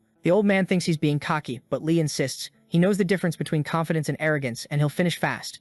Browburst thinks it over, then opens the door. Fine, you can take a few bats. Lee's thrilled. Then he asks a favor. If he clears the quest, he wants to learn a new skill. The old man's gaze hardens. Then he says, kill 30 spiders and 30 bats in 12 hours. Fail and you lose the rewards. Lee almost falls over. He doesn't even get a full day. He tries to negotiate. You backing out already? Lee gives a thumbs up. I'm going. He takes off running. He thinks it's like investing in the stock market. High risk, high reward. The bearded guy mutters to himself. The kid's entertaining. Lee runs non-stop. 3 hours to the forest and 3 more to get back. And it's not just killing. He has to collect 30 drops from each monster. Hunting 60 won't be easy, but the old man believes in him, so he'll pull it off. He passes a crowd looking for a party. No time. Straight to the west gate. Someone mentions teaming up for the watchtower. He stops. He's heard that name. He remembers the Ram sisters. Checks the map. It's past the Sentinel Mountains. Crazy far. He starts running again. That area must be the Fire Ram's territory, with help from the Ice one. He feels jealous. He promises himself he'll catch up to both of them soon. At night, he stops to catch his breath. He did 3 hours and 45 minutes. He thanks his boots and trusts he'll make it back at the same pace.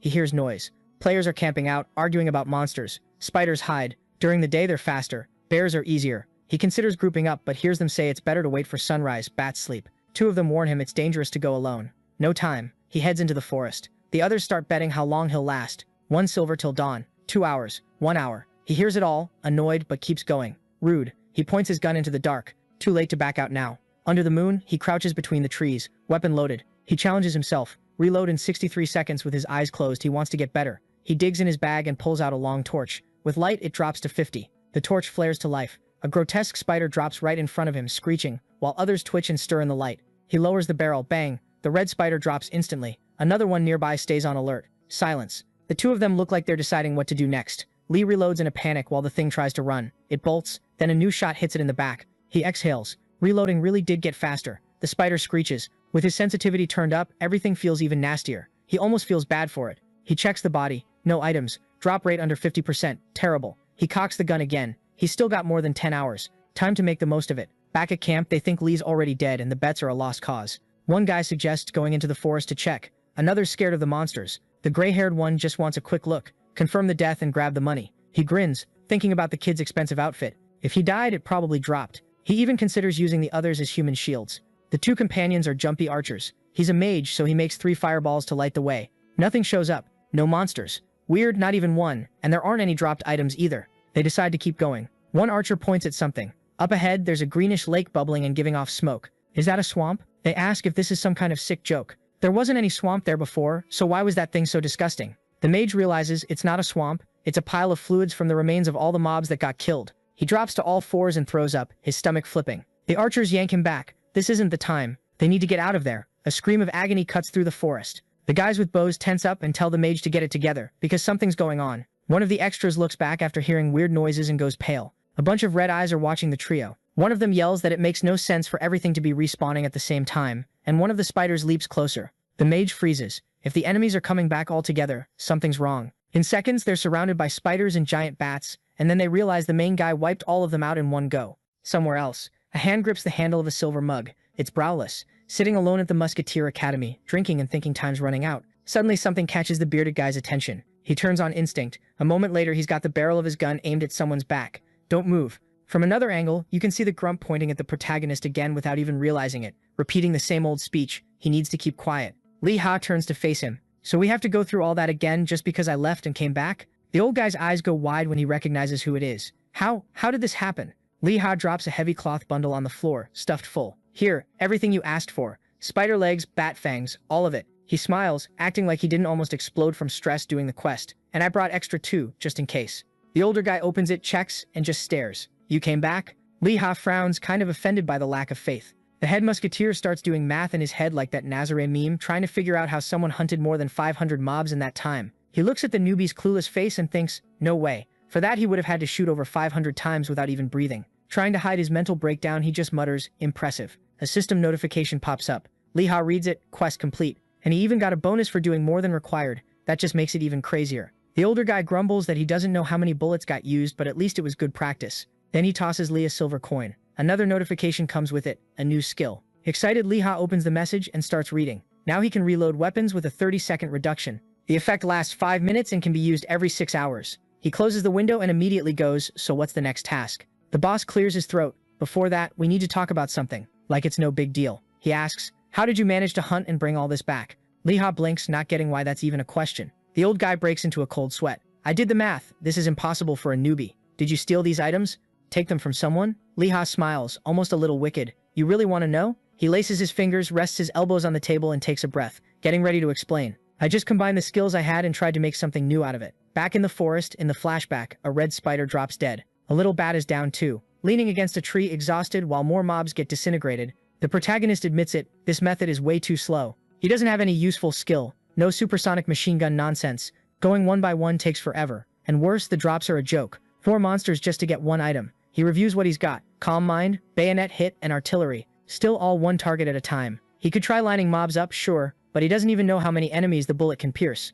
What he needs is simple, an AoE attack, and there has to be some clever way to get out of this mess. He realizes he's in a clearing where 5 paths cross, perfect for something with splash damage. He thinks of his Ice Witch friend and feels that little sting of jealousy. Mages probably have a bunch of attacks like that. A musketeer? At least at his level, nothing. But there was one cool thing back then. He remembers the Eagle quest, the gunpowder smoke. It wasn't a skill, but it worked. It even made wolves run off. He thinks when you don't have a skill, you make one. With this almost villain smile, Maisa style, he decides to try it at least once. He starts prepping something with his hands, scanning around. Should work. And he makes a point of checking. No other players nearby. In his red cape, he positions himself near a cut tree trunk and rests his weapon on it, like he's about to kick off some ridiculous master plan. He exhales and stomps hard on the grass, uses that as momentum and launches forward. Target, a huge red spider, all mandibles. I'll start with you. A sharp leg rises, ready to slice. Lee Ha tracks the movement, steady. The spider swings, and he slides under the strike on his knees at the last second. He pops up in a jump and snaps into a spin, triggering bayonet hit. The tip of the musket slams into the mob's chest. Spider fluid sprays everywhere.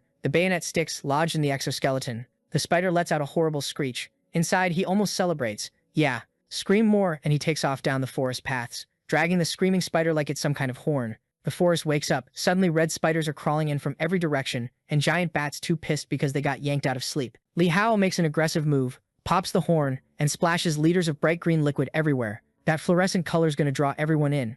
And it does. The monsters chase him at full speed, and the noise wakes up even more monsters, who join the swarm, and off goes the shooter, running for his life with half the forest behind him. We see the whole forest chasing the kid, starving and losing it, and he's thinking one thing. If I trip, I'm done. There are way too many monsters right on him. A spider leaps and barely misses his head. Li Hao dodges by a hair. They're already catching up. Panic hits. He tries to lengthen his stride, but he can feel it. Like this, he's screwed. He grits his teeth and forces himself to think. Okay, there's still a way. He activates Quick Boots. That quest is way too important to fail. And then he sees it. He's reaching the spot. The same cut trunk. He grips the weapon with both hands. Finish line, just a little more. In one quick motion, he pivots and faces the trunk, putting it between him and the mob. He aims, finger on the trigger, and activates Calm Mind. His eye changes. His aim gets insanely sharp. The shot nails a tiny little point on top of the trunk. Sparks. Up close, you can see it was a fuse, and that trunk was a gunpowder chest. The sparks race inside. 1 second later, boom, a massive explosion swallows the clearing. Spiders and bats get wiped out by the flames. From above, a crater rips open in the ground, burning.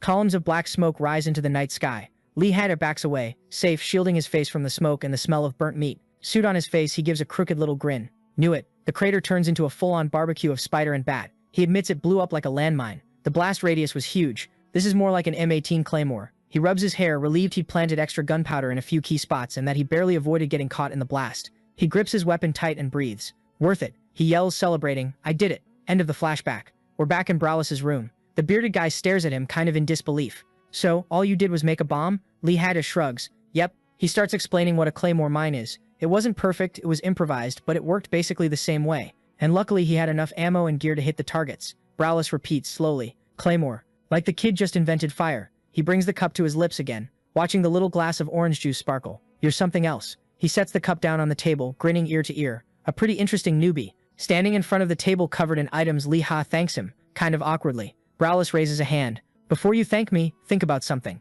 Lee Ha looks confused when he asks what that says about his performance, whether it was really something a musketeer would do. The bearded guy reminds him, this quest was supposed to make you a better shooter. Lee Ha nods. I know, and I practiced shooting a lot at the start. Browless narrows his eyes. Maybe you did, but don't try to play smart with me. Lee Ha swallows. Got it, I'll be more careful. Browless stands up from the table and adjusts his feathered hat. You still haven't answered my question. Lee Ha stays quiet for a moment when he repeats it. What's a musketeer's role? The kid shoots back, trying to be clever. Okay, but what do you mean by role? I'll give you an example. Browless crosses his arms. Remember that incident 2 decades ago? When the city got invaded by monsters. The Second War. Lee Ha recognizes it. He pulls up the lore he read on Middle-earth's page. An alliance of kingdoms against a legion of monsters. Big commanders on both sides. And in the end, it doesn't matter who you're fighting. The outcome always ends up in the hands of whoever commands better. A musketeer is just one piece in all that. Lee Ha looks up, steady. In a war like that, the musketeer's role is to be a sniper. Browless raises an eyebrow, and why do you think that? A boring explanation pops up, human army hierarchy. Lee Ha sums it up. On the human side, if a general goes down, another one takes over immediately.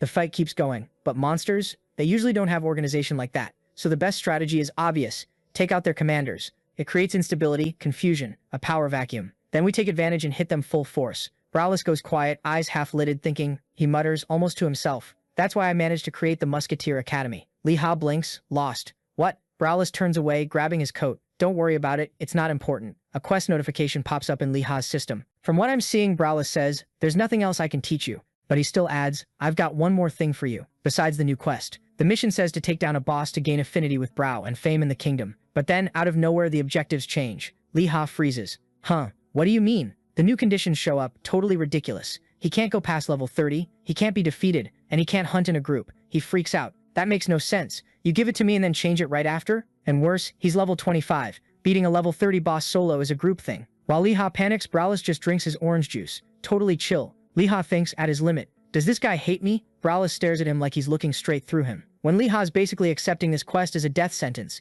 the old man goes, don't stress so much. Lee Ha stops. Browless keeps going. Calm. This is easy to solve with sniper skill. You just need to hit the boss right in the forehead. It was supposed to calm him down. But Lee Ha gets even more terrified. Easy? That's suicide. Still, something inside him tells him to accept. He swallows and steadies his voice. Okay, I accept. Browless breaks into a grin and lets out a Santa-like ho ho ho. Strikes a heroic pose. Then go. Complete your mission. Lee Ha shoots out the door, running. Just like me, you and everyone else. Browless is dying to see how this ends. As Lee Ha runs, at least relieved the quest doesn't have a time limit. I can only think about how many hours this kid's been in the real world without taking a shower. He stops, breathing hard. Better get to level 29 before I start. His mind goes back to Browless. Founded the academy. That achievement about future musketeers. Who even is this guy? Lee Ha opens the system screen and decides to ask the other cocky nerd he knows, his cousin, Kaishang. He sends a message. Nothing. Sends another. Nothing. Weird. Maybe his favorite tank is out hunting. So he opens his friends list. Everyone in the guild is in Tanyu Gorge, wherever that is. Kei's probably with Sosuke, Tail, and Hyen. Lee Ha thinks hunting in a group really is the biggest reason to join a guild. And then he notices something insane. The 2 Ram sisters are in the same place too. You've got to be kidding. Cut. A place covered in rocks, basically a near desert. A notification pops up. The Ram sisters are escaping. A hand reaches out. They're going deeper into Tanyu Gorge. I need backup. Surround them both now. The red-haired mage says the allied guild is already on the way and tells Sosuke to send units to cut off their escape. The ninja vanishes instantly. The leader orders the healers to buff the assigned tanks. We're on it. Tanyu gets the job of tracking and keeping the girls on the radar. Easy, he says, taking off running. Hyen thinks to herself, there's no way they're getting out of there. Sosuke's gonna cover everything. They're gonna be trapped. On the other side, Kane leads a group of tanks and gets orders to make sure everyone's in position. The captain paces back and forth, nervous. We've got a ton of players over level 60. There's no way they get away. The redhead stares in the direction they fled. Obsessed. I'm gonna finish those 2. I just need one more thing. He holds out his hand and starts this weird ritual. A purple magic circle forms around him. A pillar of light blasts up from the ground into the sky, like some spaceship cannon.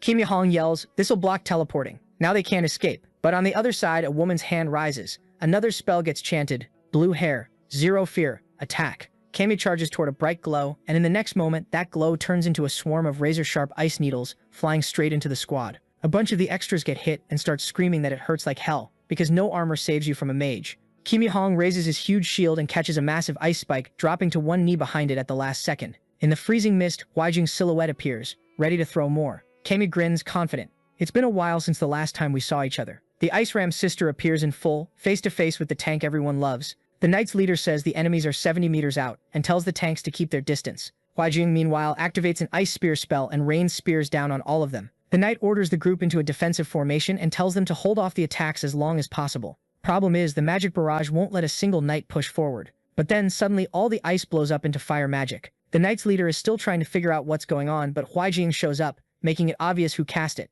He gets pissed because they've already taken a lot of losses, but he tells the formation to go back to normal and warns everyone to avoid taking damage, all while saying it's fine because they suffered but managed to corner them. Still, the guy doesn't let his guard down because, looks aside, the blue-haired one is rank 9 in the world. He runs in, knowing she's unpredictable, but right when it looks like they've got it, an ice wall seals off the passage. Seeing that, the Knight loses it and yells that he's not going to be stopped by that, so he starts smashing the wall and tells the others to help too. He even admits the girl's strong for pulling that off while running. Even so, he manages to break it because he's strong too. But the moment it shatters, the blue-haired girl is already there, waiting for him to come through. He doesn't get why she isn't running, but she starts chanting, and in a second, a cut appears on the guy's cheek. Everyone drops with multiple cuts, and he realizes his health bar is going down. Then he sees they're getting shredded by the little ice shards from the wall they broke, and having to admit again that she's amazing just makes him even more annoyed. From the hero's point of view, he complains that Kijang still hasn't shown any sign of life, but Lipa thinks he might be worrying for nothing. Still, he also thinks there's a chance his friends are fighting right now, and since he couldn't reach anyone, he's scared something bad might happen. At that same moment, in Tiwi Canyon, the two girls finally stop in a dead end, so someone says they can finally talk, and asks why the two of them keep running. The guy remembers the redhead sent a bunch of donations to Dale Castle, but Lipa thinks there's no reason to be so worried about some tiny castle. But the guy replies that if he were her, he'd be more careful with his words. Being the second biggest investor doesn't matter, because you won't get anything like the last one. Her putting that much money in there hurts the poorer people. Lipa thinks his Shifolta Canyons have content war money too. Anyway, the guy says again that it's unfair for them to use real-life money, instead of in-game money to get advantages in there. He thinks the two of them are show-offs, but Lipa thinks he's not getting it, because she sees it as an investment. Getting straight to the point, the redhead asks them to pay a fair price for the castle rights, but the girl refuses just to see what happens. So the redhead reminds them that in a game this realistic, people can do things way worse than just killing, and that seriously grosses both of them out. The girls don't want to play around anymore and get into formation, so the redhead's underlings move up in front of him. He's scared to death hiding behind the shields, and also embarrassed because he thought the blue-haired one was about to cast something. Weipa Thing says the 10 people sent to the escape route were defeated. The redhead doesn't think that's possible, because Weipa Thing's been standing there the whole time. Anyway, the blue-haired girl says there are only 44 people left. The redhead girl says that's less than she expected from the Koreans, but the redhead guy doesn't believe it. Either way, Hoyan casts a fire spell called Fire Arrow, and shoots a bunch of them up into the sky. The redhead wonders why she did that. He already blocked teleportation, so nobody should be able to come. Sasuke's group was also guarding the other route, so he figures there's no way anyone can beat a level 200 black ninja. The guy says again that the girls should just accept the offer, but he also thinks it'd be good to make them feel what he's planning to do to them. So he tells his men to get ready to cast, but then he feels a chill that freezes him in place and makes him drop to his knees. The Shield Knight yells that it's a negative status effect. The healers get called over, but they can't do anything. Hwajeong wasn't supposed to be able to do that, but there were more people up on the cliff. And not just a few either. It looked like a whole army. The guy recognizes the flag at the top as the Golden Dragon Guilds, but he doesn't get why they're there. Hwajeong's guild and Golden Dragon had fought before, but apparently the 3 Chinese guilds decided to work together. In both numbers and strength, Golden Dragon is the strongest in Asia, and with like 300 men up there, the redhead knows they're screwed. Then the martial artist from that guild greets the Koreans. It's Pei Wu, the world's 4th-ranked player. Right away the redhead goes pale with fear. All his teammates start whispering too. Looks like the fire arrows were a rescue signal, and while Hwajeong came in with money, Pei Wu showed up with power. But since both sides have something to gain, you could call it an alliance. The redhead has to think fast so he doesn't ruin everything. He asks Pei Wu what he's doing there, looking all dumb. But the martial artist says he's there to protect the 2 girls. The redhead asks what their relationship is, but Hwajeong says it doesn't matter, and gives him the option to run now and not start another fight over the castle. She says she'll let everything go, but if they try some cowardly threat like that again, they're gonna get smacked around. Hwajeong isn't stupid. He knows her backing off like that is going to look good to the public. But Pei Wu asks if the guy is really thinking it's worth being his enemy, because if he is, they'll use everything they've got to shred the Baidoko guild into pieces. The redhead girl and the martial artist even find the idea funny. Saying it out loud affects Hwajeon's allies. Pei-woo puts the guy in a tough spot to answer, so he swallows his anger and is about to accept the offer. But then, out of nowhere, someone makes a huge noise when they get eliminated. Everyone looks up toward where it came from. It's a death announcement, but the red light isn't normal. Hwajeon thinks it's another one of the redhead girl's schemes, but from the look on her face he realizes she has no idea what's going on. Pei-woo tells the girls to pay attention. He tries to explain to Hwajeon that he is there, but since she doesn't really get it, she asks if he means the berserker. The berserker Agromny Igor is the third strongest ranker. He'd been thinking it was weird not running into anyone in the places he'd been hunting, but now it made sense. Anyway, in his beast form he uses a skill called Great Cross. Down below, Pei-woo gets worried because they couldn't stop the transformation. But since this twist is good for Hwajeon, he doesn't waste time and orders all his teammates to attack together, because they're going to kill the girls and then run away. Again, the hero gets upset because his message didn't get a reply. He wanted to ask about the brown bess but figures it's better to see if the NPCs can help. Leia heads to a tavern, thinking the NPCs there might have some info, and the moment he walks in, they really are gossiping about the insanity going down in Tiwi. They talk about all the rankers fighting, how 200 people died, and how a bunch of guilds are involved. Since they kept getting in Igor's way while he was trying to level up, he went after the golden dragons, and the Koreans got caught in the middle. Luckily, the hero sees Kijong is still logged in, but he's really worried. The problem is, right after that Sasuke logs off and out of nowhere a bunch of others log off too. So the hero decides he should log off as well and ask in person. When he steps out of his VR platform, he calls his friend and asks if he's okay. Kijong apologizes for not replying, but the hero wants to know what happened in the fight. So his friend says the world rankers are insanely strong on a scary level. He also says the protagonist needs to focus on leveling up if he doesn't want to get hurt. Then he says he's going to do that and hangs up. But that weird behavior just makes Lee even more curious. He goes to watch a video on a forum and that death animation pops up right when the berserker showed up to fight. That crimson light appeared right before the players died, and Igor absorbed it with his power. It left everyone shocked and he charged in bloodthirsty before they could even run. Still, Pei-woo managed to save at least 2 of them, so the 2 rankers ended up face to face. Agromny asked who the kid was and whether he was going to get in his way. But then he noticed there was another fight happening down below. He saw the 2 girls and realized that's what the martial artist was focused on, so he immediately tried to go after their weak point. Agromny left the redhead not knowing what to do. Pei-woo yelled for them to get out of there. Then the blue-haired one shoved her friend back and activated a spell called Ice Forest. Huge ice trees shot up toward the berserker, but he got seriously pissed and dodged it, speeding up. That magic also messed with the Korean group, so they tried to break it, but the berserker got there first, and he scared everyone because it looked like he was trying to attack them too. There was an explosion on the side of the mountain, and when the dust settled, Agromny raised his sword at all the Asians. After a little joke about how they all look the same, the big wolf guy swings sideways to knock down the tree, but it only makes a small crack. He realizes he won't be able to break it in one hit, so he decides to wipe out the Koreans first. Kijong shouted for the tanks to protect the guildmaster and hold formation, but the wolf guy got there first and cut through everyone like it was nothing. He took down 2 in a single strike, and then his sword came in at an unbelievable speed, sending 2 more straight to the grave. After that, he absorbed them like a vampire, but Pei-woo came flying in with a kick and sent the guy flying back. Everyone was stunned, but Igor was shaking with rage. Anyway, the martial artist raised his hands like he was calling him to fight, and the wolf guy flashed a super eager grin. After that, they started trading blows head-on. The 3rd and 4th in the rankings were moving so fast you couldn't even see what was happening. That was the perfect time for the Koreans to run, but the ice tree magic was still there. A bunch of warriors were fighting off ice arrows, and they started taking even more losses, but one of them held on because he was really close. So before cutting down the girls, he apologized but told them to just die already. Pei-woo shouted, and the sword slash came in, but the guy was shocked when he saw his sword was stuck in some ice vines. It was a magic trap that tied him up with these thin little threads, and now Pei-woo was furious at the Koreans too, because he helped them against the berserker, and then they tried to kill his allies. Tal Hyung doesn't panic because he knows his Highlander class has more range, but having more range didn't mean anything against the 3rd-ranked player in the world. Kijong yelled, worried about his friend. The martial artist rushed in and said he was going to teach the kid what honor really means, but at the last second, a shield charge activated. The martial artist couldn't finish the kick because Kijong jumped in to save his teammate. He managed to block the hit, but he knew he wouldn't be able to block the next one, so he grabbed Tal Hyung and started running. Pei-woo was about to get them from behind, but the berserker showed up right on time.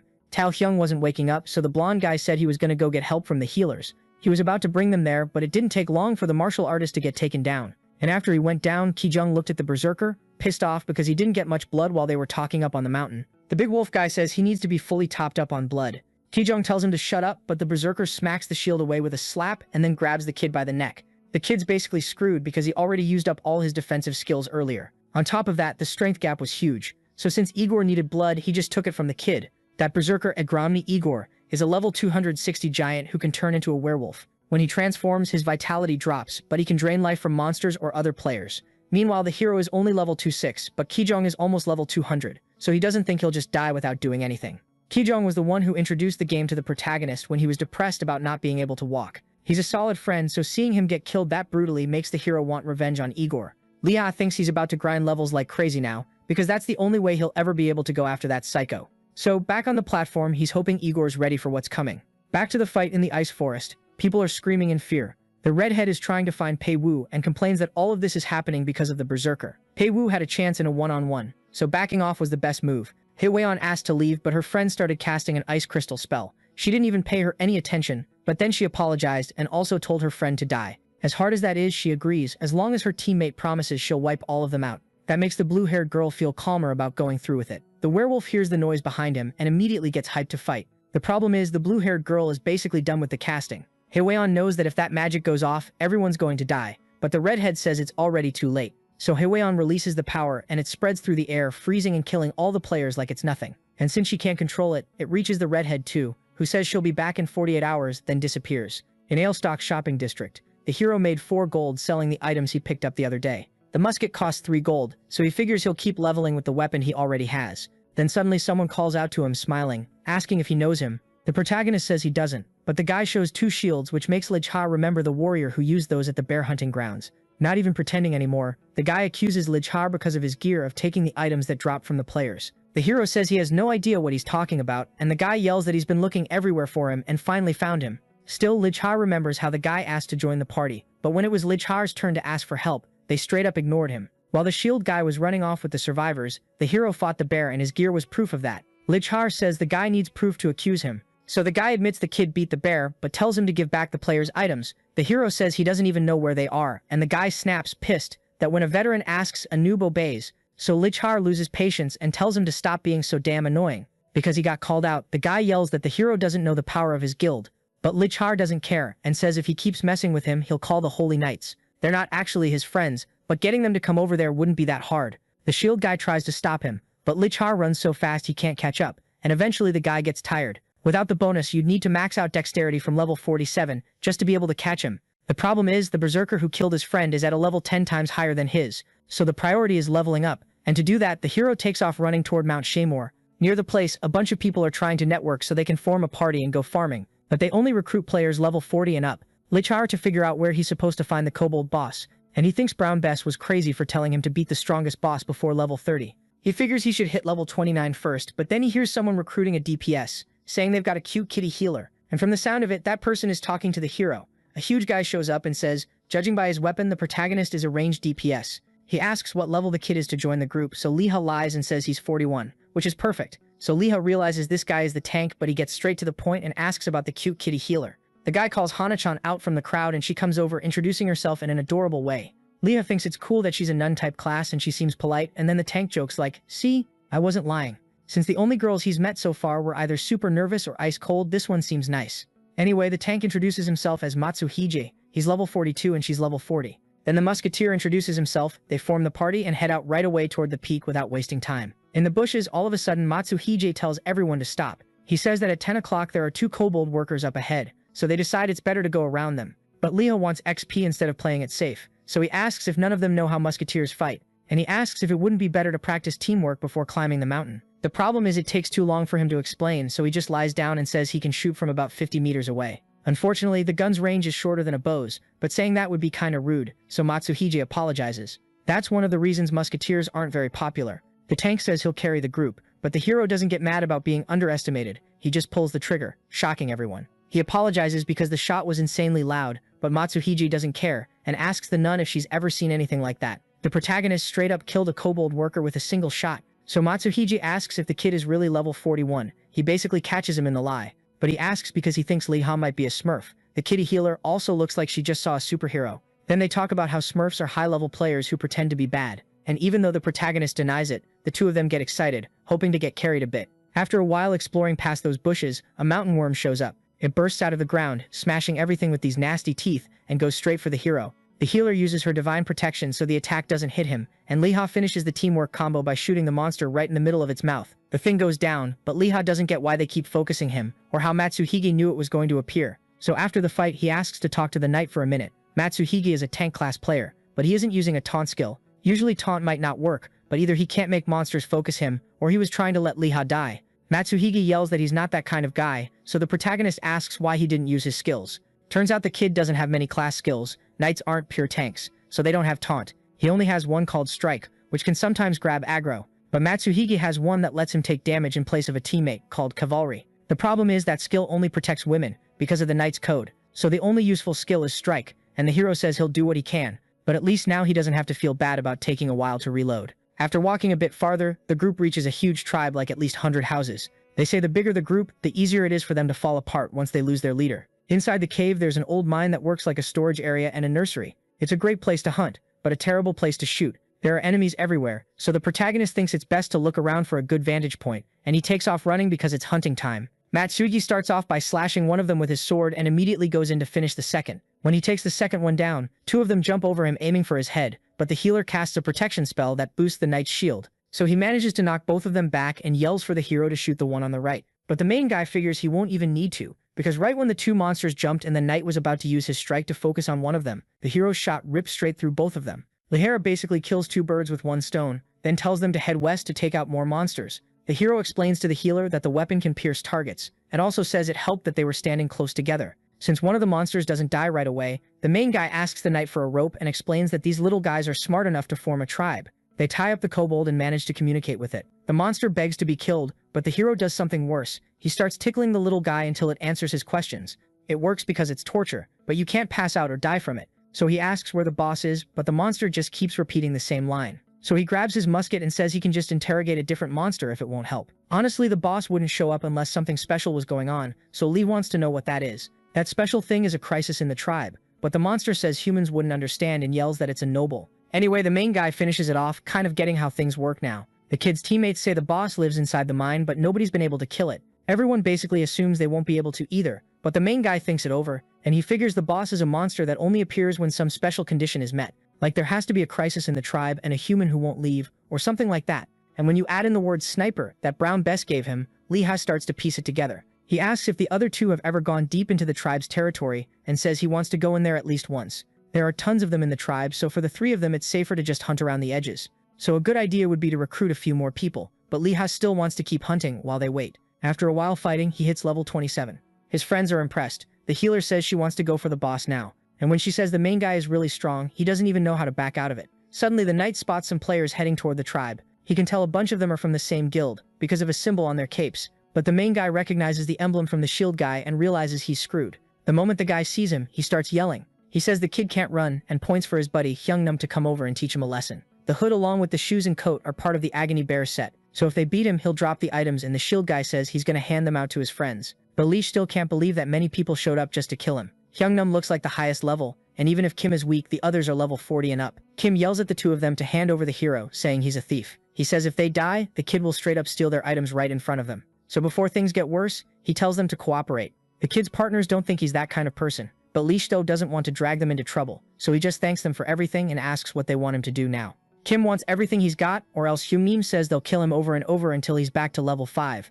The Chaos Index is a penalty point you get when you attack another player outside of PvP. When it goes up, your reputation drops, so the main guy thinks it's better to provoke them first. He calls them cowardly bandits, and Hyungnam almost loses it with him. So yeah, everyone moves in to surround the main guy. His companions don't think he'll actually fight, but the knight expects the worst and grabs the girl to run. And as they're sprinting away, Liha tells them he'll meet up with them later. Hyungnam gets furious that Liha's acting like he's the big shot, so one of his mage underlings casts a dark spell called Nightmare. The player Kushner is marked as an enemy, and the system warns that chaos doesn't go up when they attack him first. So now the main character thinks he can fight without worrying. They attacked first, and the dark mage summoned a monster with necromancer magic. It was a giant skeletal horse that screamed and whipped up a gust of wind. It's the same thing the hero felt before, an effect called fear. So the mage says a low-level noob won't even be able to move. Hyungnam thinks that if he grabs the guy's items and shows them to his superiors, he'll get promoted. Then he'll have a better team and fix his reputation. Hyungnam tells the others to rush him, but not to kill him yet because he wants to beat him up first. But out of nowhere, one of their allies drops from a perfectly placed shot.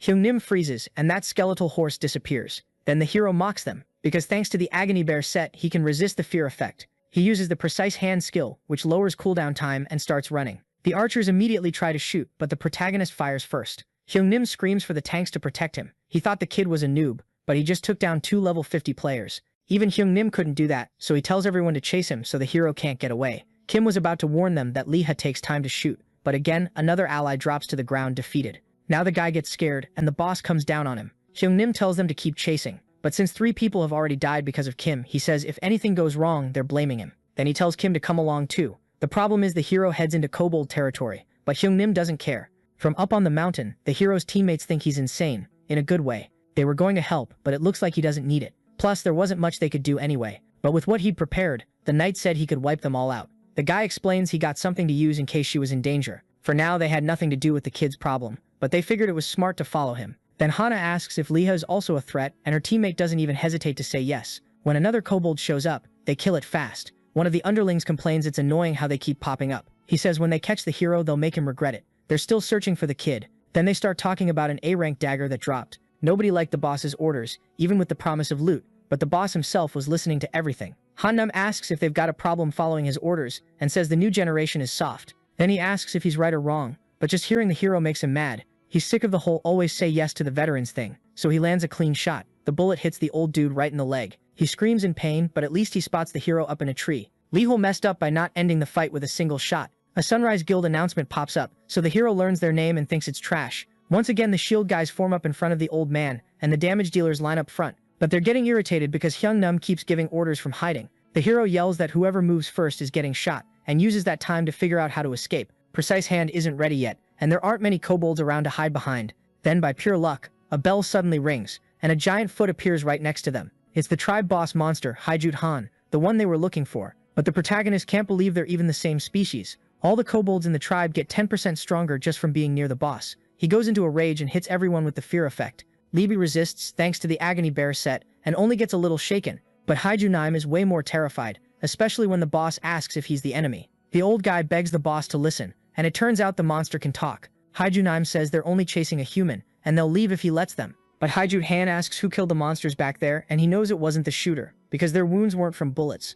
And since humans always lie, he says he won't ignore them anymore, and slices one of them in half. The kobolds start attacking, so the players start taking out the weaker ones. One shield user says he's going to use taunt, but gets cut down the moment he tries. Haijut Han just one-shot a level 50 tank. Everyone starts freaking out, and Haijut Han tells Kim to do something, since he's got 2 shields. So Kim turns on his high guard and charges in, all confident. But in the next instant, the monster leaves the guy with nothing but a stump. He screams in pain and drops to his knees, which gives the boss the opening to finish him off. Even the main character wasn't expecting that, but at least he figures out the crisis happens when you kill a bunch of kobolds and don't leave. Liha figures the enemies are around level 60, so Haijut Han really is insanely strong. The boss is about to kill the human leader, so the leader yells that there's still a hidden shooter. He says he'll spare him if he helps, but the hero doesn't say a word because he doesn't want to be spotted. Haijut Han keeps drawing attention, but Liha knows it's still too soon to tell where he is. If he can't kill it with one shot, he's dead, and there are still other kobolds too. So if he shoots, he's basically dead either way. Liha decides it's better to slip away. The monster tells the guy to never set foot there again. The guy turns around pissed off, tells him to go to hell, and says if he dies it'll cause problems. But the intimidation doesn't work. His leg goes flying and he screams in pain. Hyungnam hits the ground. He can't even crawl, so he says if he survives he won't come back. But the monster doesn't buy it and slices him in half, making the hero break out in a cold sweat. All the Sunrise guys got wiped out, but they ended up drawing in every monster. Even if there were people in the village, there was no way they could help. The boss orders his underlings to find the human. They start spreading out, and that's the protagonist's only hope.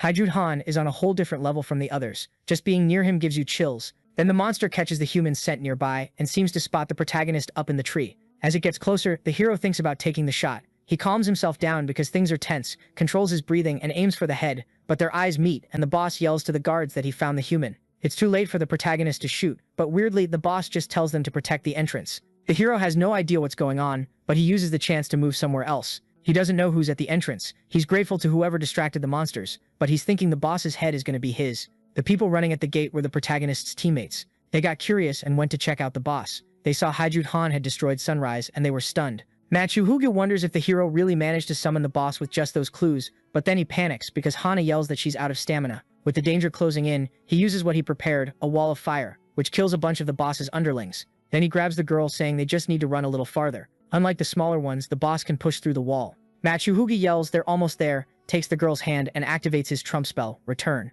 But right as they're about to disappear, the monster gets hit and drops to its knees, so the two of them get away without really understanding what just happened. A few minutes earlier, the hero had reached the kobold's watchtower. Thanks to fire magic, he could judge the distance. There wasn't much wind and it was only 150 meters. The problem was the monster kept moving away, but even at 180 meters it was still in range. So the protagonist fired at the boss with everything he had. When he shot, the bullet nailed the monster right in the head. It hit the ground and all the kobolds rushed over to help the boss. The hero levels up 4 times from the kill, and he yells, celebrating, like, now that's what I'm talking about. Since he beat the boss, the kobolds get a 50% debuff for an hour. Most of them are level 20, and all the loot is left behind. On top of that, the protagonist gets an achievement for defeating a monster from the Demon War, and another for doing it with a single shot. His dexterity goes up, and he gets into the Hall of Fame. But the description sounds kind of serious. It seems like from that level onward, players find it hard to take down a boss, but he figures the top world rankers could probably kill one of these easily too. Without the Just Death and PvP Master achievements, it would have been impossible. Lehi used 20 points from the PvP achievements on dexterity before shooting, so now it's time to hunt.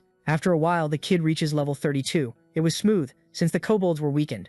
Anyway, he stops hunting and realizes he's got 35 points to spend. He has no idea where to put them, and it feels like things are getting more complicated. Musketeers don't just attack from far away, they fight up close sometimes too. Still, since he should focus on shooting, he puts 30 into dexterity, thinking he'll be fine if he keeps doing that up to level 63. And he figures that before long he'll be able to catch up to the berserker. It's time to head back to Alestock. The kid needs to either turn in or sell his stuff, and he complains the rewards are pretty lame. One of them is literally just an invitation to the grand opening of the Holy Grill. But honestly, that's pretty normal for a medieval land. After a while, a red-haired girl starts complaining because her sister still hasn't come looking for her. She got the same letter as last time, so she thinks either they pulled a blank ticket, or the winner was the same person again. Since he's in town, the hero decides to check his items. He'd been so busy hunting, he didn't even look properly. In the middle of everything, he finds an epic protection ring that creates a force barrier. It blocks hostile entities and absorbs attacks like a second life. But he's also got a bone necklace from the boss, and the boss's crescent spear. What the protagonist can actually use is the necklace, which gives good effects like 10% crit. He wanted the set bonus, but he accepts what he's got and decides to move on to the next step, finishing the quest. At the door, the hero thinks his academy has the most rundown building of them all. He complains a lot about it and announces he's back, but gunshots come from inside. Limi grabs his weapon right away, looks like there's an intruder fighting and about to cause a scene. Another shot goes off and then the guy starts screaming in pain. He says he's leaving, but he'll get revenge, because the other guy isn't a war hero anymore. Turns out the one who fired those 3 shots was Old Man Brown, and the speed totally blew Limi's mind.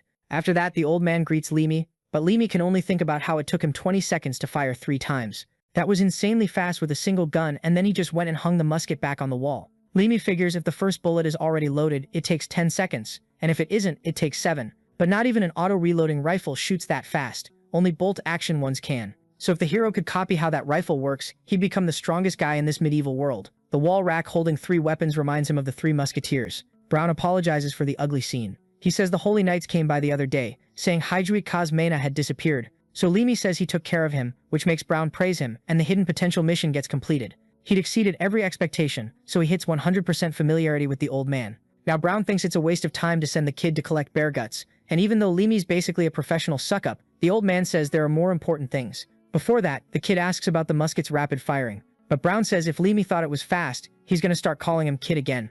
Limi tries to explain it with magic, but the old man's like, magic my ass, so it has to be something in the musket. There's a pause right after he says that, and Limi thinks there has to be a clue in the conversation. Remembering the 3 Musketeers achievement, he asks if the black musket has something to do with the founders. Then the old man slams the table, asking if the kid knows anything about that. Limi manages to hit the keyword, and brings up Bess, Brown, and Elizabeth. That's where the academy's name comes from. Because of those 3, it used to be packed with newbies. People lined up to shoot at the range. But those 2 friends were different from the others, so the hero asks where they are. He's told they disappeared during the war. But Brown says he'll trust Leha now. The 3 of them fought in the Battle of the Marching Fields, but only Brown came back, so he wants to find out what happened to them. Looking for the Lost Legends becomes the protagonist's new mission. At first, the quest seems pretty easy. If they disappeared, they're probably alive somewhere. Even if he does nothing, the mission will fail, so the hero agrees to try. He asks if he can look for the 2 founders, because it's better than giving up. Then the man says Elizabeth would have thought Leha was pretty cool, and he agrees to let him try. In the Battle of the Marching Fields, the missing 2 went off to find the best shooting spots, while Brown left with the Fibiel Minute Alliance. It's tough because those are the only clues the hero has. 20 days in Middle-earth is 4 in real life, but the main thing is that 2 people actually completed the mission. The main character goes to get info from the merchant and ends up having to sell some armor. At least his haggling skill leveled up. At the weapon shop, our hero asks the clerk about the missing people, but the story the guy heard was that both of them were dead, except he remembers that wasn't the original version. The hero asks him to explain properly, so the guy leans in and whispers it in his ear. Leha jumps in surprise because it's the most detailed and ridiculous thing he's heard so far, so he doesn't buy it. But the NPC says it's basically a miracle the humans won in a way that sounds so serious it almost feels real. The merchant says he can't guarantee anything, but but everyone who reacted like the hero did got beaten up by the director. Liha asks where the story came from and hears it was from a witness of the war. But the guy will only give the name if Liha buys something, and he's already set aside an 18 gold musket. The hero looks and sees the first option sucks, but the second one seems decent for his level, so he picks the needle rifle as his new musket. But after that, he uses his haggling skill to ask for a better price. In the end, he saves 70 silvers in the negotiation. More importantly, the seller says the witness lives in Nitai, near the marching fields, which is a solid lead. When he goes to buy a ticket, a girl says it costs 80 silvers more than what he just saved. But since he doesn't really have a choice, he uses teleport to get there. Then another girl greets him and welcomes him. The hero is looking for a one-armed veteran, and the first thing he runs into is kids messing with a beggar, and the beggar chases after the little brats, yelling for his sword back.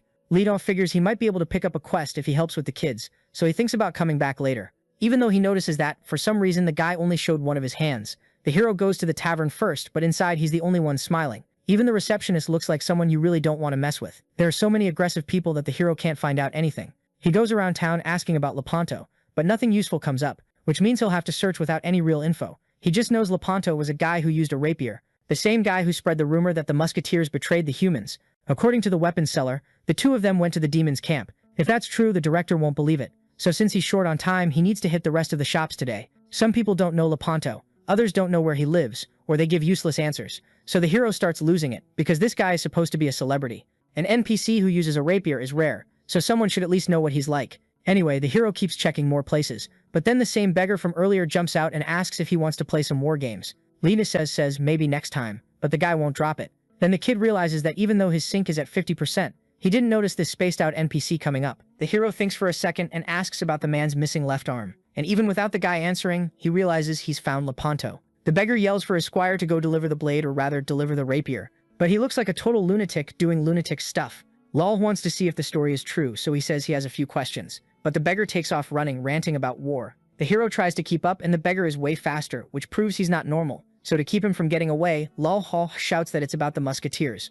Lepanto finally pays attention, but tells the hero to run because if he stands still, Lord Brown is going to shoot him. Obviously, the main character has no idea what that means, but the beggar keeps running, also talking about Elizabeth. He definitely knows something, but then he suddenly starts crying, begging Brown not to abandon them. Looks like Lepanto has really severe PTSD. The hero learned a bit about that when he was in the military, because it happened a lot. So since Lepanto is still stuck in the war in his head, he decides to try a different approach. At Hollygrill Castle, with a level 5 cooking skill, the hunter lures the prey with the smell. Lepanto falls for the bait like a little duck, so the hero tries to start a conversation, but the beggar acts like he doesn't even hear him. He shows up talking about how he's got enemies all over the place that they need to deal with. He also says his squire is a great cook and that they need to head to battle. Laha plays along, saying it's dangerous and they'll need Brown and Elizabeth. But the moment he hears those names, he says it's not happening. They were the ones who said they'd become enemies. When he exposed the betrayal, he got punished because they couldn't let the people find out the hero's dirty secrets.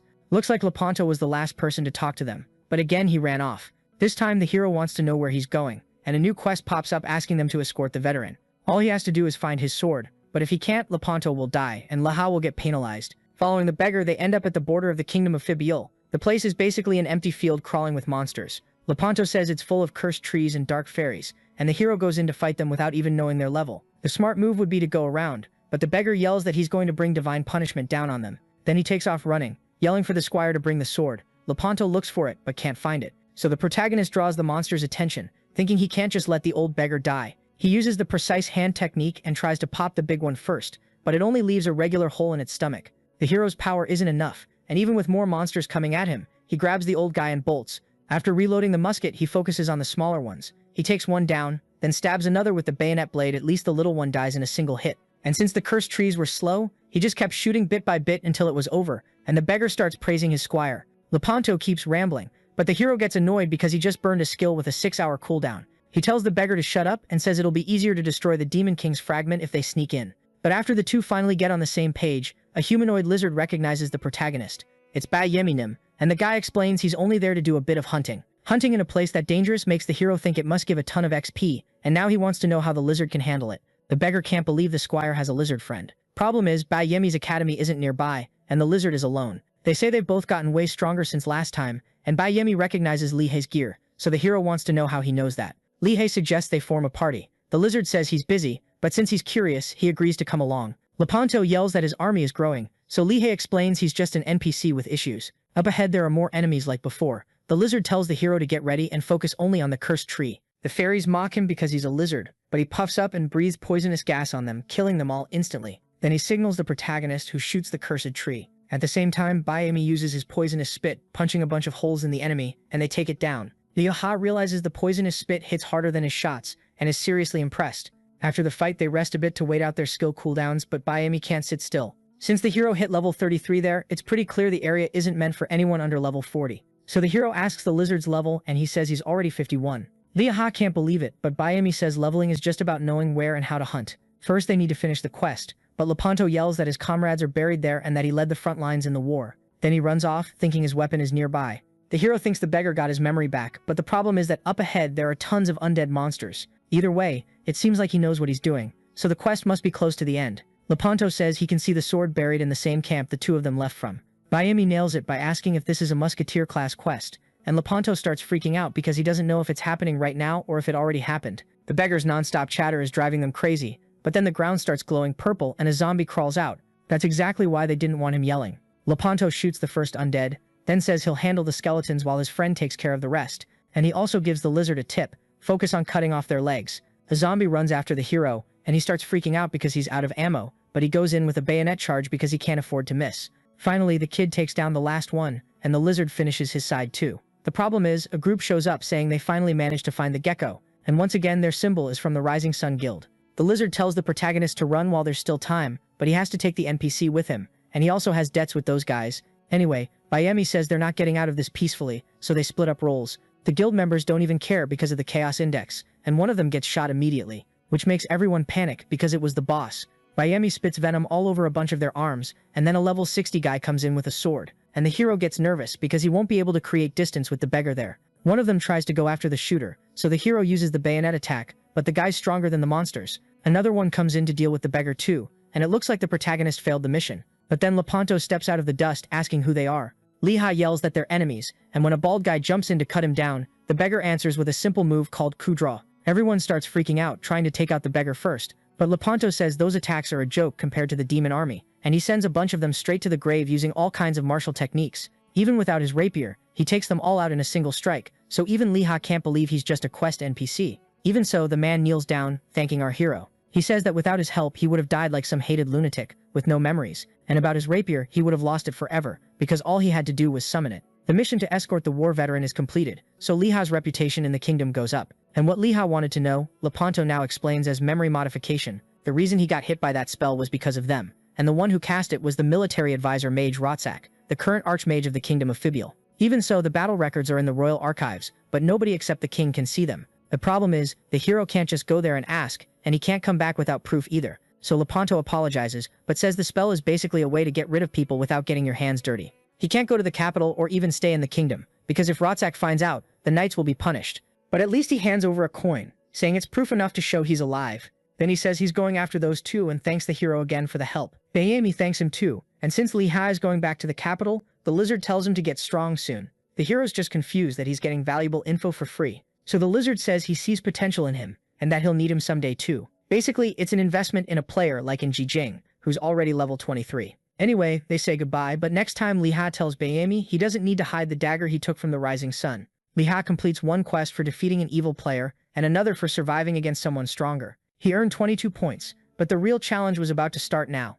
Yahello calms down thinking he'll try first, but when he opens the door he almost gets shot. Brown doesn't believe any of it and says the hero better be able to back up that accusation of betrayal. The first thing Yahello does is hand over the coin, and the old man realizes Lepanto is still alive. They say it's a tracking coin that identifies the owner by mana, prevents friendly fire, and helps with missions. And this one belongs to a knight from the third company. But Brown goes back to the protagonist's story and asks if Rotsak was behind all of it. He starts putting some things together, and asks if the kid has time that night to go out for a walk. So the quest Lost Legends changes into Yahello helping the old man get a look at the royal archives. But if he can't pull it off and make it out alive, he'll still lose 50% familiarity across the whole kingdom. The hero suggests the old man go alone, since he doesn't have permission to enter, but if they hid things from Brown, then even he doesn't. The only option is to pick someone he trusts to bring the records back, so the hero agrees to try. No, Brown gets welcomed at the castle and goes in using the excuse that he wants to do business with the Magic Corporation with his assistant. Yahello was warned to only visit the West Wing after going through the East Wing, because one wrong step can get you killed. They also have to leave the area at 9 o'clock and meet up, so the two of them head to a glowing stone. The old man says they've only got one shot and it starts glowing even brighter. Then the signal is given, and Lee Ha hides behind a vase. Right away, the head scribe Clark shows up, happy to see an old colleague again. Skipping the formalities, Clark asks what Brown is doing there, because if it were anyone else, he wouldn't even have answered them. The old man says he just came to visit. Clark is pleased, but warns that the shooter can't touch anything. He also says the visit feels weird, because Brown isn't anyone important. He's super suspicious, like, he thinks the old man has someone hidden behind a vase, but then he gets embarrassed when he doesn't find anything and changes the subject, saying it's actually pretty nice being head scribe. In the middle of the conversation, Lee Ha manages to run to the stairs like they planned. Problem is, the steps never end and start curving until the hero ends up in this magical space. He can feel the floor, but he thinks the old man should have warned him, because he has no idea how he's supposed to find the records in just 2 hours. On the shelves, only one section is glowing, and it has continental maps and settlement reports. Lee Ha figures the glow is an obvious hint and starts flipping through the books. The first one he opens is a continental map of regions that were explored and recorded. It lists monster types and levels, like a strategy guide. All of it was written by a guy named Fernand, who must be the adventurer king. But then he finds something called Exploration Plan for a new continent, which turns into a mission to bring the guy back to the kingdom. Looking at the rewards, it seems like a chain quest you can only pick up in the records, and it starts when you go explore that new continent. In the story, it says the king didn't invest in Fernand's idea, and only cared once he disappeared.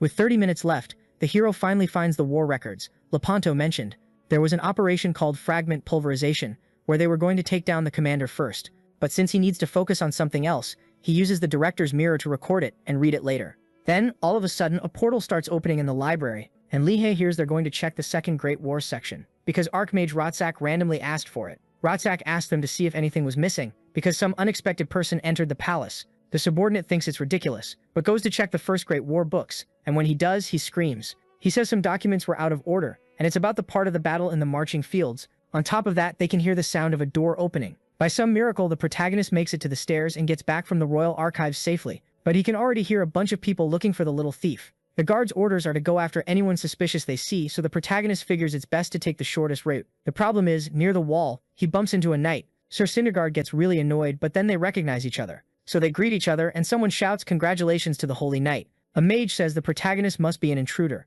and he actually is, so he has to play dumb. The knight, meanwhile, says they can't just arrest people without proof. Plus, he reminds them he was the one who defeated the kobold chief. Clark still yells that he's the most suspicious one, but Sir Syndergaard says it's messed up to accuse his friend like that. Our hero is basically about to fall in love, and the scribe realizes he needs proof, so he asks if he knows No Brown. The hero says any musketeer knows him, but since there's nothing else to do, they leave. In the end, Lee Hace thanks him for the help, and Sir Syndergaard also thanks him for being useful. Anyway, about why they're there, the old man shows up saying he came to visit someone with his student. Brown also thanks the royal guard, and the protagonist asks to be excused, then everyone says goodbye. In the meantime, the old man didn't manage to meet Rotzak, but at least Lee Hace can say his part was done. Back home, the protagonist didn't have time to look at the Royal Archives report, so he got ready to go over it with his master. At 9 o'clock, a guard saw the two of them heading toward the Demon King's army, and when he called out, he got shot. The next day, at 8 in the morning, a group that chased them got their limbs messed up. At 10 o'clock, they attacked a battalion, and again, nobody came back without getting hurt. According to the reports, the two of them teamed up with the demons, and only now does the Lepanto part start. At 11 p.m., the two reached the 67th Regiment, grabbed supplies, and escaped with a dark elf. But before they left, they warned everyone to watch out for Rotzak. The hero thought the Archmage was shady for hiding things, but now it looks like there's more to it. Another witness said Miss Elizabeth was pregnant, so the old man slammed the table. He thinks it's ridiculous. Nobody said anything, and he's so mad he's basically biting his own lip. The three of them were called the Three Musketeers, but clearly they weren't that close. Still, the director says he's relieved because at least they're alive. Brown thinks it's funny they still call him director after all this, and the hero says there must be a reason. Anyway, he thanks him. The mission is complete, and the old man admits Lee Hace is the only person he can trust now. So a new mission pops up called Agony of the Musketeer Left Alone. Lee Hace never seen the director like this, and thinks this isn't the time to worry about anything else. The problem is he didn't get any money. But then suddenly someone yells, and it turns out there's an auction going on. Looks like people got together to trade their stuff, and both sellers and buyers pay a 5% fee. That's when the hero remembers he can still sell the kobold boss's spear. He thinks it's a waste of time to wait around just to trade because of the fee, but he loses it when he sees the weapon is worth 60 gold. And that's just a rare item, so he yells with excitement. Back in the real world, some guy is pressuring Mrs. Kim to hurry up and pick up an order. It's rush hour, her phone rings, and she gets bummed because she's getting scolded. Lidik texted her worried and asked for her bank account number because he made some money. His mom sends it without really getting it, but when she opens the banking app, she sees 10 million won deposited. Lee had got 110 gold from the sale, which is an awesome result for someone who just started playing, and since it's all because of the game, he's grateful. He remembers all the big moments he's had so far. Anyway, he's got 3 days until he can meet the old man, and since it's not lunchtime yet, he figures it's nice to hang out in the medieval land a bit longer. That night, Kijong dreamed about when he fought Berserk and got absolutely crushed. It was more like a nightmare, so he woke up screaming in fear. Just looking at the VR device makes the kid start shaking and it pisses him off. Then suddenly the main character calls and asks if he's just chilling. Liha says he's free too and invites his friend over for steak at his place. So they set it for 8 o'clock, and just hearing its meat, Kijong realizes the hero must have made a ton of money. Of course he's not surprised, because the hero's been killing it so far, and thinking about that even motivates the guy to play again. Liha really doesn't want to waste time. He has a lunchbox worth 100 million, and wants to find out if it's actually worth that much. But the only one who can confirm it is Madame Ru's sister, named Juice. The hero stops in front of her house, knocks on the door and gets greeted. The girl is tall and clearly annoyed she has to answer the door at night. Liha introduces himself, scared out of his mind, but when it's time to say why he's there, he realizes he didn't plan anything. At the last second, he pulls out some smoked rabbit meat and says her sister asked her to taste it. He manages to get inside for now, but the girl gets curious. Anyway, the hero thinks the NPCs in this game are pretty chill, and that to get a real reaction you need to use a keyword, so he needs to figure out what Madame's keyword is. Lihar says Ru also told him to mention the lunchbox, and that gets the sister interested. Looks like he guessed right. The girl says she got a letter saying something like that, but then never heard anything else. By the way, Lihar asks if it's hard to open a shop in the capital, and apparently Ru didn't explain it very well. He also wants to know why the lunchbox is so important, so she explains that her sister's food is made from the monster from Candle Castle. Powerful rich people always want to try it, so it's going to end up in the hands of whoever's most influential. The first person the protagonist thinks of is the king, but the girl explains she only does what her sister tells her. Changing the subject, Jess just says that's where most of the strong people in the kingdom hang out. Having everyone in one restaurant only makes the place seem more valuable, so the hero suddenly gets an idea and makes up an excuse so he can rush out. Jess is totally fine with it, because he thought the guy was interesting, just like his sister said. After logging out of VR, Lita thinks it's insane that these NPCs who were supposed to be normal starter village characters have this kind of backstory. But then out of nowhere, his mom shows up with his friend and immediately hugs the protagonist super tight. She starts crying and asks if all that money came from something shady, but his friends explain everything together.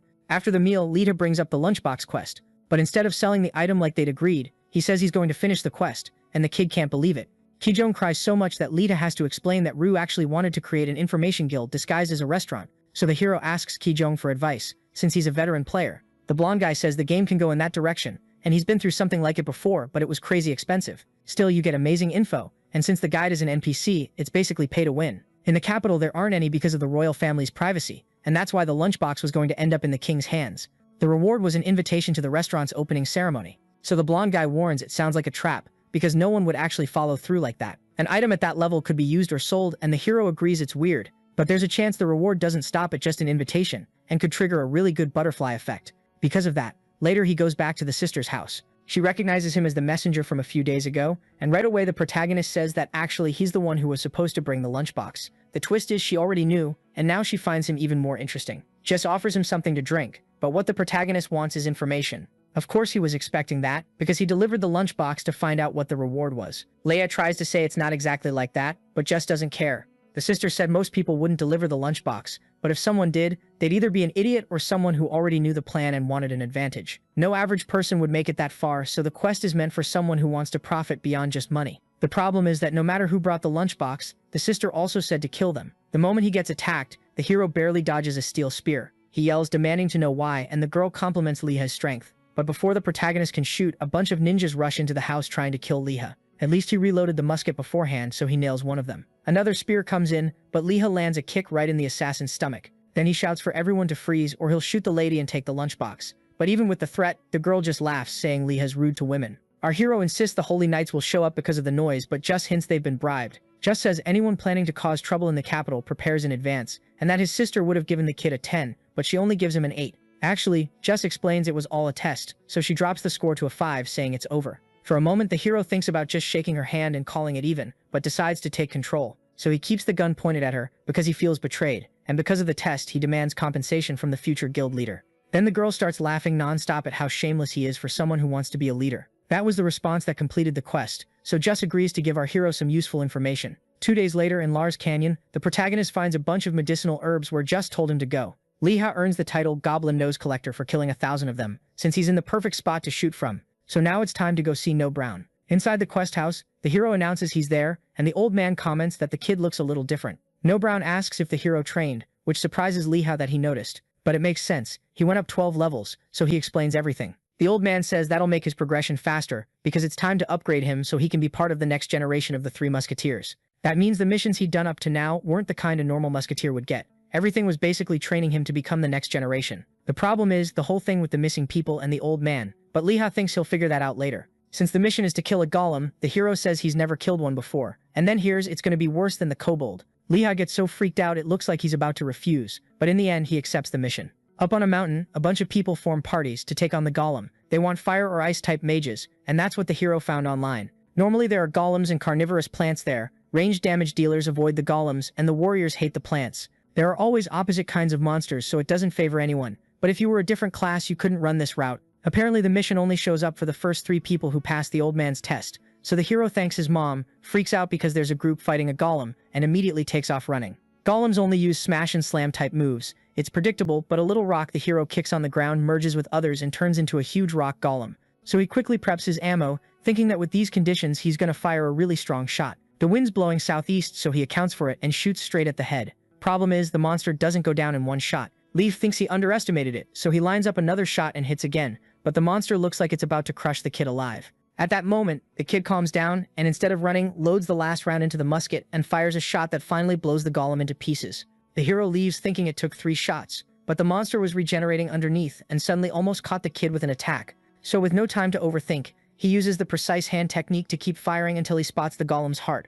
Seeing that, the kid gets confident, because that has to be its weak point. But the monster covers it back up with rocks, totally embarrassing him. Lohua runs and loses 50% of his HP. He's lucky there's no stamina limit, so he checks the mission again. It says he has to see something he couldn't see from far away, like the heart, but you can't beat it just by shooting that. After heading out to look for more info, the kid hears a bunch of noise. That earlier group is still fighting golems, but unlike Lohua, they crack open the core and manage to destroy the heart with a straight-up beating. Curious, Lohua asks if that little ball is anything special. Then a guy explains you just need to land 1 hit on it to win. Some people call it a testicle, which honestly makes sense since it drops the thing for good. Anyway, all you have to do is shoot when it's exposed. But the guy tells Lohua to leave if he doesn't want to die. On top of that, the hero asks about the bronze golem, and hears that when the boss shows up, everyone rushes it without even thinking. But the conversation stops because the rock golem respawns, so they say goodbye, and the hero leaves, with the guy thinking the shooter is definitely gonna die. The hero learns he has to hit the ball before it regenerates its shell, and without paying attention, he almost falls off the cliff. Shooters like him struggle to break rocks, so he's thinking it over when someone falls from above right next to him,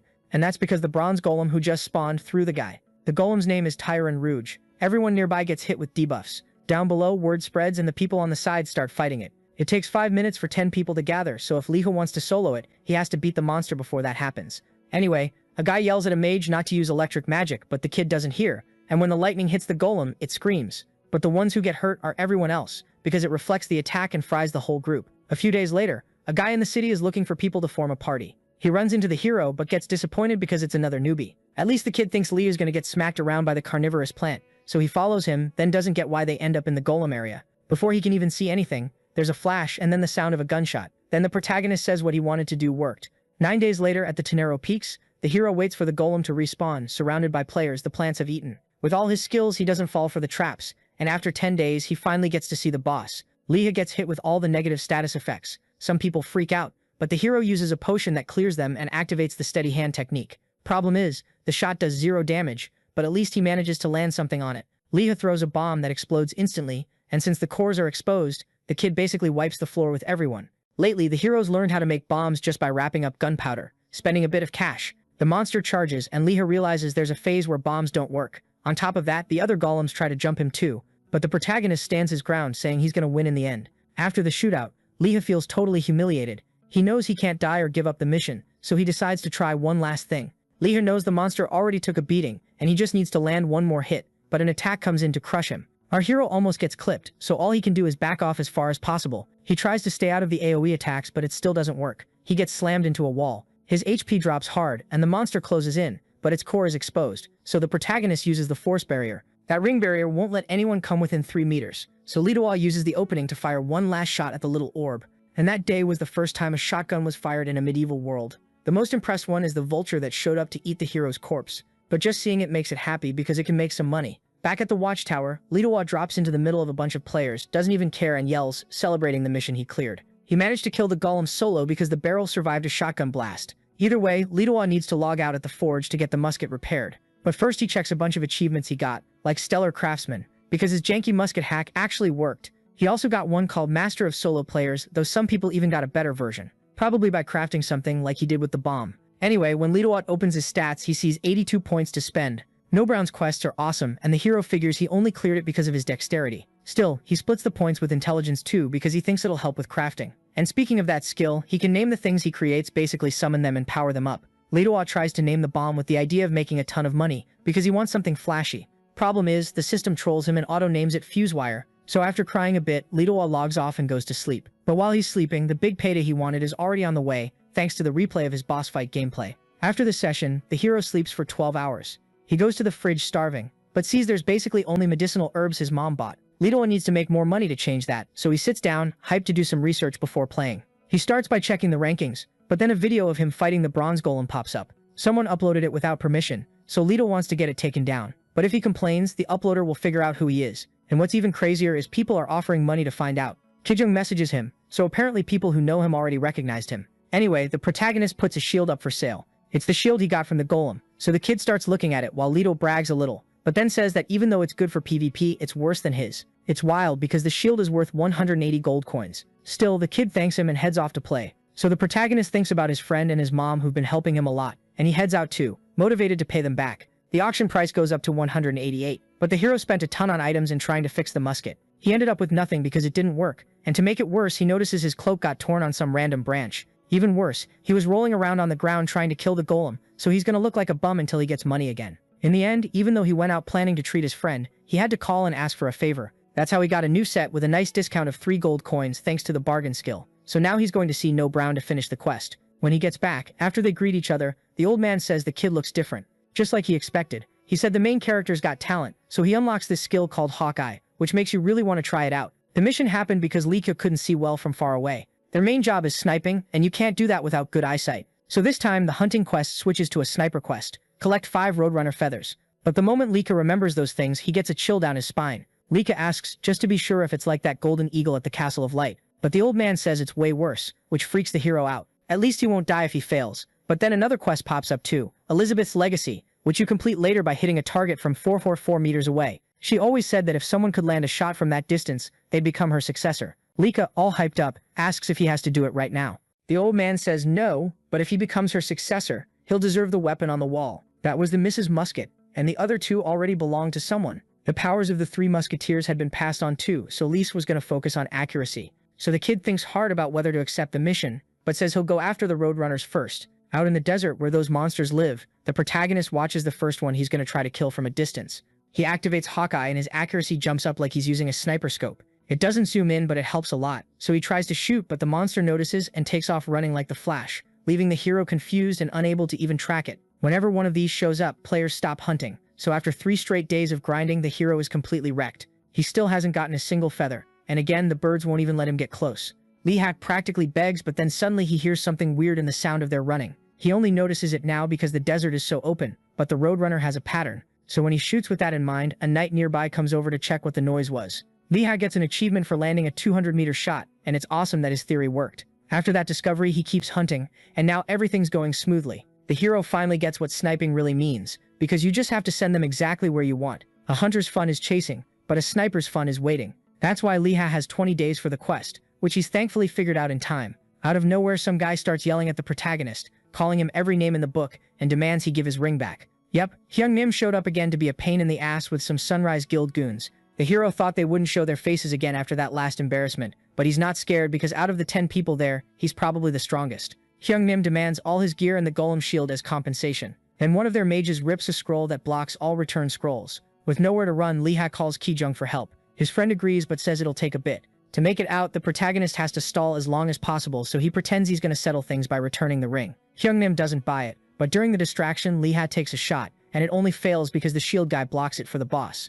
The leader even thanks him because he seriously thought he was about to die. He gets so pissed he says he's going to kill the hero at spawn every time from now on. So Liha has to fight without time to reload. At least he's got that homemade bomb. He tosses it over the assassins and blows it up. While everyone's scrambling around trying to find a mage, the hero manages to reload his ammo. But then out of nowhere, a samurai throws out this air slice attack, and Liha barely blocks it with the ring's force barrier. He didn't expect someone like that to be in Sunrise. The guy's name is Zako, and he looks like Hyung Nim's superior. Hyung Nim is totally sucking up to him, But then another bomb from the hero goes off and knocks both of them flat like trash. Unfortunately, Liha's plan to finish Zako off like that doesn't work, and the force barrier only lasts about 5 minutes. Liha doesn't know if he's gonna survive, but before Kijong arrives, that knight from earlier comes over asking what's going on. He recognizes Sunrise and realizes they're doing PK. He also notices the protagonist is a musketeer and asks if he knows about the sleeping boy, but Liha tells him to run. Hyungnim orders them to shoot him, so the hero throws himself in front of the stranger to save him. Bad luck. The arrow hits Liha in the shoulder, and when they fall, he ends up seriously hurt. So again, Liha tells the knight to get the hell out, and since the kids stepped out of the barrier, Zako immediately attacks with his explosive fragmented slash. But the knight tells Liha to fall back, and instead of dying, he shuts down the enemy's power. Turns out the knight is actually a female knight, and she says she can't stand people who go around attacking others.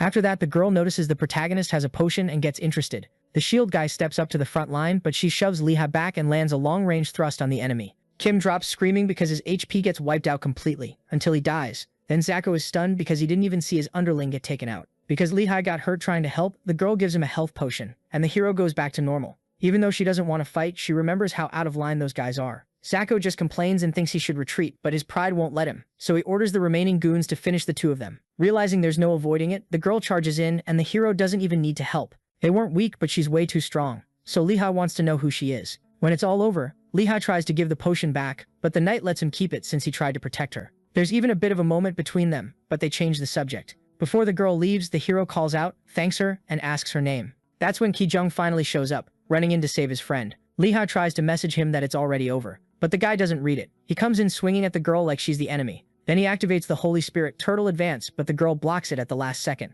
After that, she asks if they can talk. Kijong immediately asks why this girl is with his friend, since she's 6th in the world ranking. And then Liha finally realizes she's the same as the fencer Shin Nura. This fencer is a national gold medalist, and uses a blade kind of like a rapier, with techniques like Lepantos. Kijong asks if they know each other, so the girl sums it up. The hero saved her, and she's returning the favor by taking down bandits. Everyone introduces themselves, and since she uses a different weapon, Nura explains it's because she's traveling, looking for a magic sword. Liha asks if it's like a brooch, and she basically yells, asking if the hero has any clue because her quest is to find it, but he doesn't know anything. The hero's only heard about a quest, but just knowing it's near the border already helps. So she says goodbye, thanks them, and also sends Liha a private message, telling him to add her and not tell anyone. As they walk together, Kijong messes with his friend's embarrassed face, reminding him he's never had a girlfriend. About the capital, the blonde guy says the girl is a holy knight. She was the first one to get the title, so she's famous. About the rising sun, the hero explains everything, which makes his friend mad. Then Kijong says he'll have to hide until he hits level 100, but Liha says no because he wants payback. He says that, but he knows there are tons of players in the guild, and it's hard to do anything alone. Back at the cabin, the old man sees the student learn the lesson and praises him for finishing the mission so fast. Then the protagonist gets the skill mark, but No Brown says he still needs to learn how to tell human targets apart. The third mission is a comprehension test. Kill Angel, the bandit boss. The bandits are in the southeast area, and the old man gives Liha a wanted poster so he knows what the guy looks like. Even so, the protagonist says that if he kills the boss, someone else will just take his place. The old man says the bandits might scatter, but he doesn't really care because you only find out the result afterward, like flipping a coin. So the protagonist's doubts go away. He says he's heading out, thinking hard about that advice, and gets fired up to take out Angel, who's in a desert that's perfect for catching a bullet. Days later, in the desert, Angel asks his goons for some beers. Everyone drinks till they drop, with girls around, except the guards who still have to work. Today, Lisi sees the risk of getting caught is low. He used the marking skill the first time he saw the boss, and he can only use it on 3 targets at once. That's how he figured out where they were, after walking for 10 hours. Meanwhile, he also noticed a pattern in the routes they'd been taking for 17 days. But there are magic circles in the fortress. It's impossible to go back using a return scroll, but hitting them during the party is his only shot, if he waits until Angel shows up. After he sobers up a bit, Angel starts chatting before throwing up. So with everything set up, the hero fires, and the man drops. But the guards are yelling that the shadow is dead, which makes 0 sense. Everyone starts looking around for a killer nearby, someone with tracking skills, and the real leader tells them to boost the magic. Even after 17 days, Leah still hadn't realized Angel was just a skinny little kid. They all ride out to capture the main guy, and he runs off thinking he's totally screwed. With no other choice, he throws a bomb right into the crowd. He manages to lose them, but Angel still won't give up on getting revenge on whoever did it. Back in the city, Leah thinks it's insane that the photo was fake from the start. When he went to use the mark, they spotted each other, so now it's only a matter of time before he gets found. Even in the city, the bad guys suddenly show up and start setting everything on fire. Angel tells the city boss to snitch on who just arrived, but since the guy doesn't know anything, Angel orders his goons to wipe everyone out.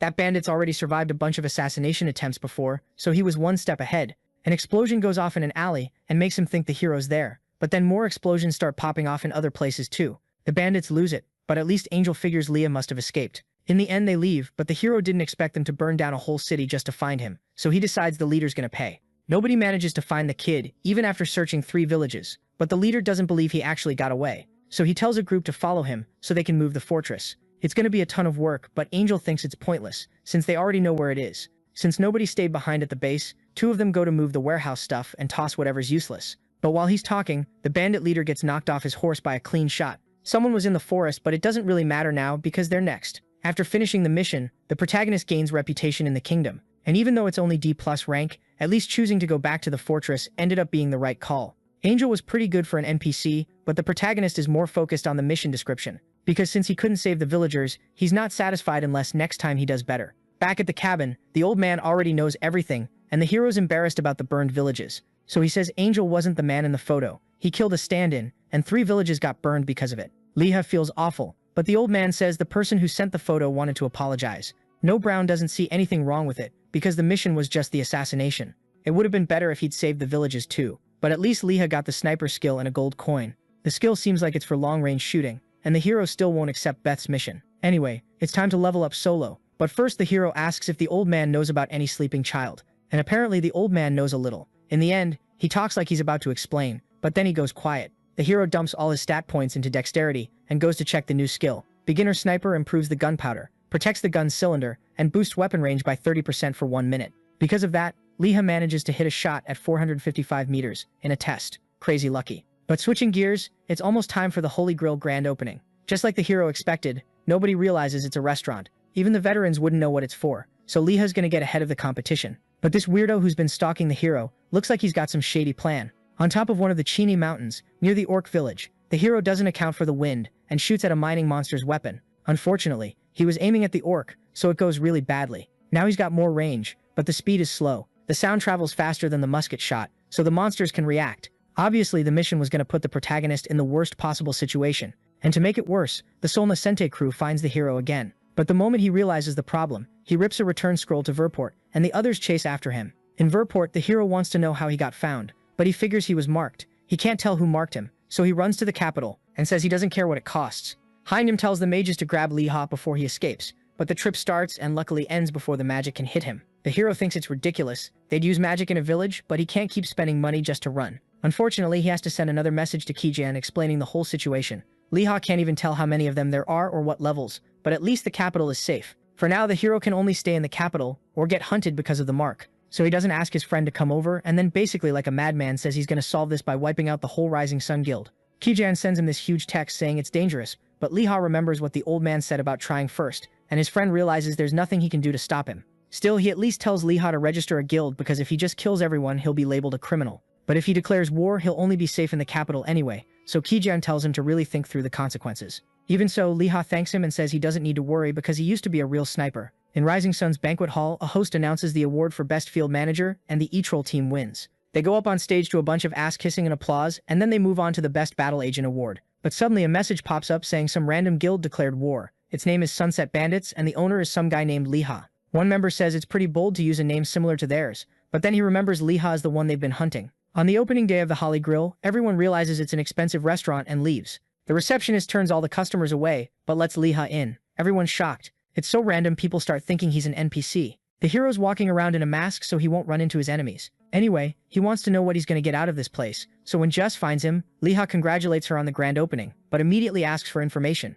Even though he's super blunt, the girl tells him to follow her. Leha expected the place to be more shady, but it's actually really luxurious. Since it's a legit business, there's no problem showing off a bit, so they sit alone on the top floor. Except there are a few assassins hidden in the room, and they're really good. Getting straight to the point, Jess tells the kid not to ask anything vague, so he thinks it over and asks something specific about Rising Sun. Jess praises the question and answers it, basically laying out a whole plan for him, like she's feeding him answers on a test. Anyway, Jess offers to introduce him to the people who came for the opening ceremony, and since there are important folks there, Leha agrees immediately. Back at the enemy guild, some fat higher-up says Hyung Nim is trash for losing to a musketeer, but the kid points out HQ still doesn't know about it, which means they've got a chance to fix it and take the credit. So the fat guy says he'll write a report later and start the hunt when the GCs arrive. But out of nowhere, a subordinate runs in and tells the branch leader the GCs who were on the way got ambushed. The lackey doesn't know who did it, but after thinking for a second, the manager figures it out. If it's the musketeer, he yells that this is their chance to finish him off, so he orders Hyung Nim to go get the guy. The guild members can't group up because they keep getting picked off. Hyungnim doesn't even know where the hero is hiding, so one guy yells they should sprint 50 meters and runs out alone, only to get a little gift in the back. All they can hear is gunfire, and the leader can tell from the sound it's not magic. Hyungnim thinks maybe it's an invisible fighter, because if he attacks he should show himself. So he can't believe a player is doing this. From far away, a shot almost hits the branch manager, Donyoku, when he steps out of the cabin. So Hyungnim realizes it's the protagonist somewhere out there. He tells everyone to run because reloading takes time, so everyone hides inside the cabin. That's when Hyungnim notices smoke in the forest, but there's no way a musket could hit from that far. To Liha, they reacted fast. He still doesn't know their names, but he's already taken down 10 people. But getting the rats to hide was part of the plan. The info Madame Juice gave him included the location of every branch and good shooting spots. So even though he's alone, he's got enough of a positioning advantage to believe he can win. Inside the cabin, Hyungnim explains the idea to the boss, and the boss freaks out. The underlings start thinking they should call HQ for help, but Donyoku tells them to stay calm, because maybe the hero is some rich guy out for revenge, so if they catch him, they'll make a lot of money. Hyungnim meanwhile remembers the hero only had 50 gold. He goes to tell the boss, but Donyoku shuts him up by promising him a promotion. Basically, he's pretending while planning to throw everyone away except the two of them. Back to Liha. He realizes how good it is to move through the mountains so nobody spots you. In a single day, the no-name guild hit the south branch, the riverside one, the east one, and the Manhwa mountain branch. So the last one was going to be the Emerald Jungle branch. In the meantime, the main guy killed 3 leaders and 2 vice leaders, plus at least 4 GCs. Out of the ones who went out to get the hero's attention and taunt him, one of them just gets absolutely clocked in the head. Then whoever's left spots where the protagonist is. But they get wrecked too, because they're way too far away to reach him. At a meeting, the guildmaster almost breaks the table from how pissed he is. He calls in the chubby guy because the hero's beef with them started because of the southern branch. Thanks to that kid, their income dropped 43% this month, so Donyoku started getting worried. He waited for the hero to show up that day, but since he didn't, the boss only gave them 1 more week to make him delete his account. And he also said he was going to go visit them to get some info himself. Back to the hero. He's trying to find the sunrise punks. They should be furious, but they're not chasing him anymore. Finally, Lita finds one, so he lands a clean shot on him. He's about to move on to the next, but the target was bait to figure out where he was. A whole combat squad is coming in. An archer fires an arrow, and yeah, they actually know what they're doing. The group gets close to some adventurers who get curious about what's going on, and even more curious about where they're headed. Inside the forest, you can't see anything, but Zeiko says he'll handle it. He rips open a scroll, making light, and Hyungnim says he can call reinforcements. So Zeiko lets the other guy take command. Right away, the guy sends a message to Donyoku. Then he summons 531 branch agents, all at the forest entrance. Each HQ will have a unit to command in this operation, making 20 units of 25 people. So the hunt and wipeout operation begins, and Hyungnim will finally get to kill Lifa. They're still arguing about the plan, but Lifa hears how many people it'll be and starts prepping harder, because it's going to be one hell of a fight. The forest is huge. Even though it's a low-level area, it's easy to get lost. Zako yells for nobody to let their guard down, because the hero's just a musketeer, so everyone spreads out to search. The samurai wants to be the first to find him, but one of his underlings drops dead on the spot, so he dives in with everyone else, so they won't be next. With all this fog, it's hard to tell where the shot came from. Zako thinks it's some kind of magic skill and starts freaking out. So he stands up yelling and slashes an underling, who asked everyone to be quiet. Zako was desperate and totally screwed up, because the moment he exposed himself, he got a homemade bomb as a gift. The hero stays up above in the darkness, because if you're fighting from hiding, you can't be standing out in the open. There's a reason he only moves through the west. The first step in war is choosing your battlefield. A big forest he knows well is the best place for a fair fight, because the enemies need light, but the second they light up, they get shot. The problem is leveling up from kills also gives off light, so everyone sees which tree the hero's in. The assassins find a rope to climb the tree and start going up, but they find out the hard way it was a trap to set off bombs. It gets so bad that outside, Hyungnim wants to know what the hell is going on. And after the explosion, there's this really weird silence, until someone steps out, and unfortunately for them, it's the protagonist alive and well. Liha asks if Hyungnim didn't go in because of the level gap, and knowing what he did, the underlings want revenge. So Liha calls them out to fight, but then suddenly someone tells everyone to stop. Hyungnim shows up to interfere, along with the knight who partied with the hero before. They'd held out this long because of the numbers advantage, but not anymore. Seeing that, other adventurers get brave and want payback too. So Liha asks if they're really going to keep going because if Hyungnim loses, he's going to pay for it. The Sunrise Guild leader went to get info about the hero from someone important. A subordinate messaged him saying it'd be expensive, but he didn't care, and when he got it, it was a shock, because it proved Liha had the location of all their branches. On top of that, the person said it was another intel guild, one he doesn't know, that passed along the info. And they finished by asking for 1,000 gold to assassinate the hero. Back at the forest entrance, Hyungnim chose to retreat in tears because he knew he was about to get chewed out. And the hero said he wasn't going to feel sorry for them, so they all logged out of the game. Then the players who hated those guys started yelling, hyping up the protagonist, lifting him up and tossing him in the air. Even a girl came over wanting to add him, but the hero didn't even get the chance to be a simp, because the place got packed with people, and his friends had to pull him out of there. So the tanker ripped open a teleport scroll, and they got sent to some random cabin. First off, the hero thanks them for helping him. Then Matsuhige explains the kid's known as the Cloud Mage now, because every time he ambushed Rising Sun, you could see smoke from far away. Speaking of that, Leha asks if the two of them are dating, but they say no, not yet. Anyway, Hana wants to check out the weapon, since she saw it can shoot from really far away. Meanwhile, the hero's thinking about heading back to the capital now, but in the middle of that, his friends straight up snap his musket in half. It didn't break in one hit, but yeah, it broke, and Leha freaking out asks what the hell they're doing. Leha says seriously, if this is some prank he's not enjoying it, but the knight doesn't care. They say it's none of the kids' business whether they're from Rising Sun too, and they mention their leader is on the way. Looks like they had a deal with Okeya in exchange for the hero, but he has no idea who that is. The first time he met them was by chance, so it was just bad luck they turned out to be enemies, and this Okeya person must have been behind it. Still, the hero tries to run and Matsuhige warns him he can draw his sword first, but either way he smiles because the guild leader shows up. The knight and the leader clearly know each other, and to the hero it looks like they're all part of the same guild.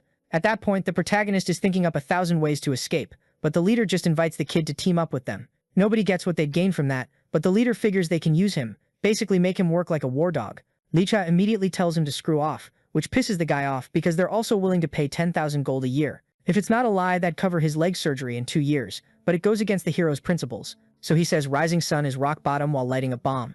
And since the enemies let their guard down, the whole place blows up. The hero gets launched away and takes off running with the gun barrel. He's furious at Matsuhige for causing that kind of damage, and unfortunately, he can't shake anyone chasing him. The planning director casts a slow spell to trap the hero, and since he turned down the job offer, the leader's going to kill Licha with his own hands. Problem is, there's nobody nearby, so the hero uses Soul Link, a skill that brings back the soul of the bear boss, who immediately sends the leader flying. So now it's a 2 versus 4 fight. Matsuhige loses it when a fire bear boss just appears out of nowhere. But even though it looks intimidating, it's actually super sweet with the protagonist, so Licha pets Koma.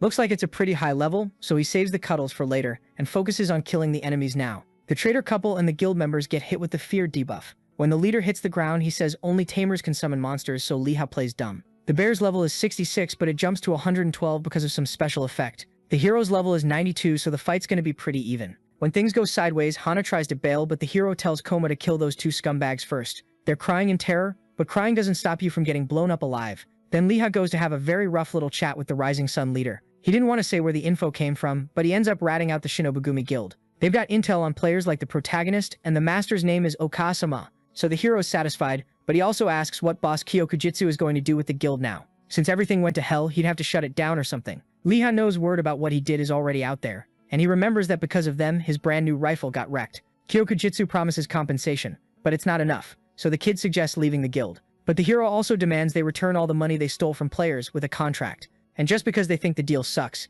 he throws in a few more solid beatdowns on those Rising Sun assholes. In the end, violence makes everything work out, and the system announces the guild war is over and declares Sunset Bandits the winners. Even after getting his ass kicked, Kyokujitsu says he'll get revenge. So the hero suggests the planning director just make his own guild. He says the next guild doesn't have to be Kyokujitsu's, so the guy gets hyped about the idea and takes off running with a teleport scroll. So the boss goes after him, leaving only the main character with the little teddy bear, which just hugs Koma and celebrates the win. In Texas, in the United States, a guy at a gun shop tells an older man he's watching some gameplay. He sees the main character going crazy with a musket. Super accurate, even if the shots are slow. Anyway, at 9:30 he clocks out and refuses to work an extra half hour for free. So they say goodbye and the guy takes a small gun with him too. At the same time, at the mansion of the Ice and Fire Mage sisters, the blue-haired one tells the other to take a look, because the main character beat the Rising Sun guild. Hawing keeps telling people to move because she can't believe Leha is the Cloud Mage. On top of that, he's the guild master of the Sunset Bandits, and you can see it in the videos. Hawing asks how many enemies he took down and freaks out when she sees it's 500,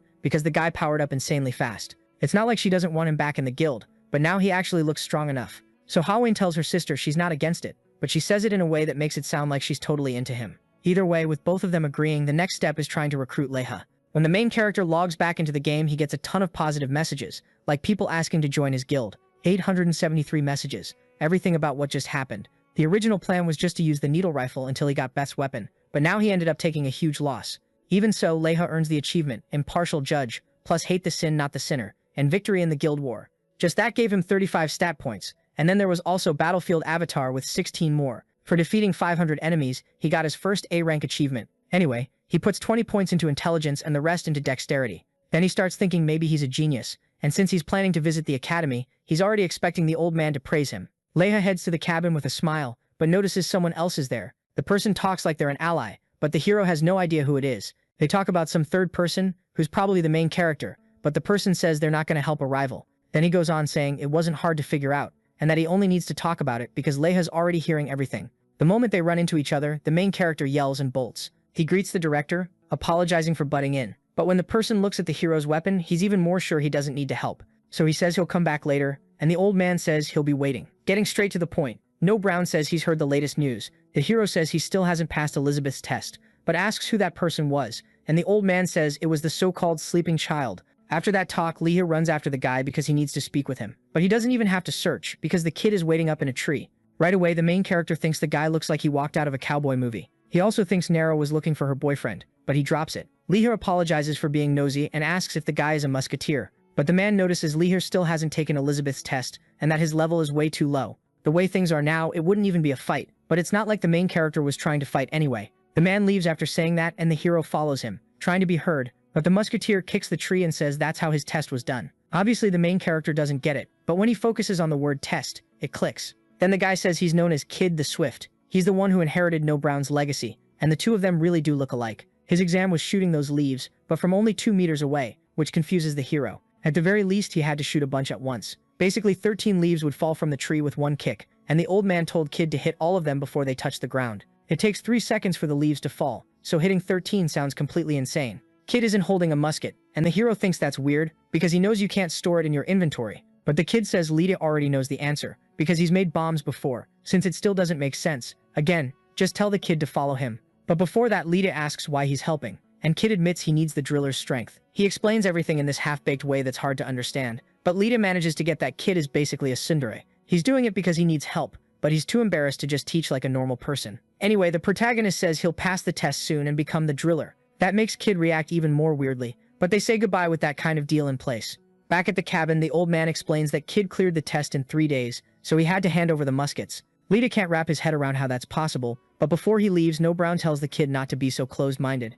and the protagonist takes the advice. The hero is still confused, because for some reason the old man said muskets plural, like they were messing with him. Kid was the weirdest part since he wasn't even carrying a weapon, which is insane to Lita. But then the protagonist realizes he managed to put the musket into his inventory. A little later, the blacksmith Zig greets Lita and asks if he's going to mess with the drum again, but the hero hands him the thing cut in half. Zig thinks it'd be better to just buy a new one, but Lita suggests another idea, something he thinks could work if Zig trusts him. The two of them put on a whole show together, considering how it turned out. They managed to make a musket that fit in a bag, and it was actually worth the money. After that, the hero also asks him to put holes in the drum so it can rotate, but Zig is humble about it, says he can't do that, and recommends finding a dwarf for the job. Dwarves are a race that works as blacksmiths and can make magical weapons, and they live in the huge Adamandir mountain range outside the kingdom of Fibiel. Alone in a forest, the protagonist reloads the weapon in 10 seconds. Everything seemed fine, so he tests it by shooting at a leaf, but he misses by a lot. It makes no sense because he's really close. He moves closer and shoots again, but even getting closer and closer, it still doesn't work until it finally does.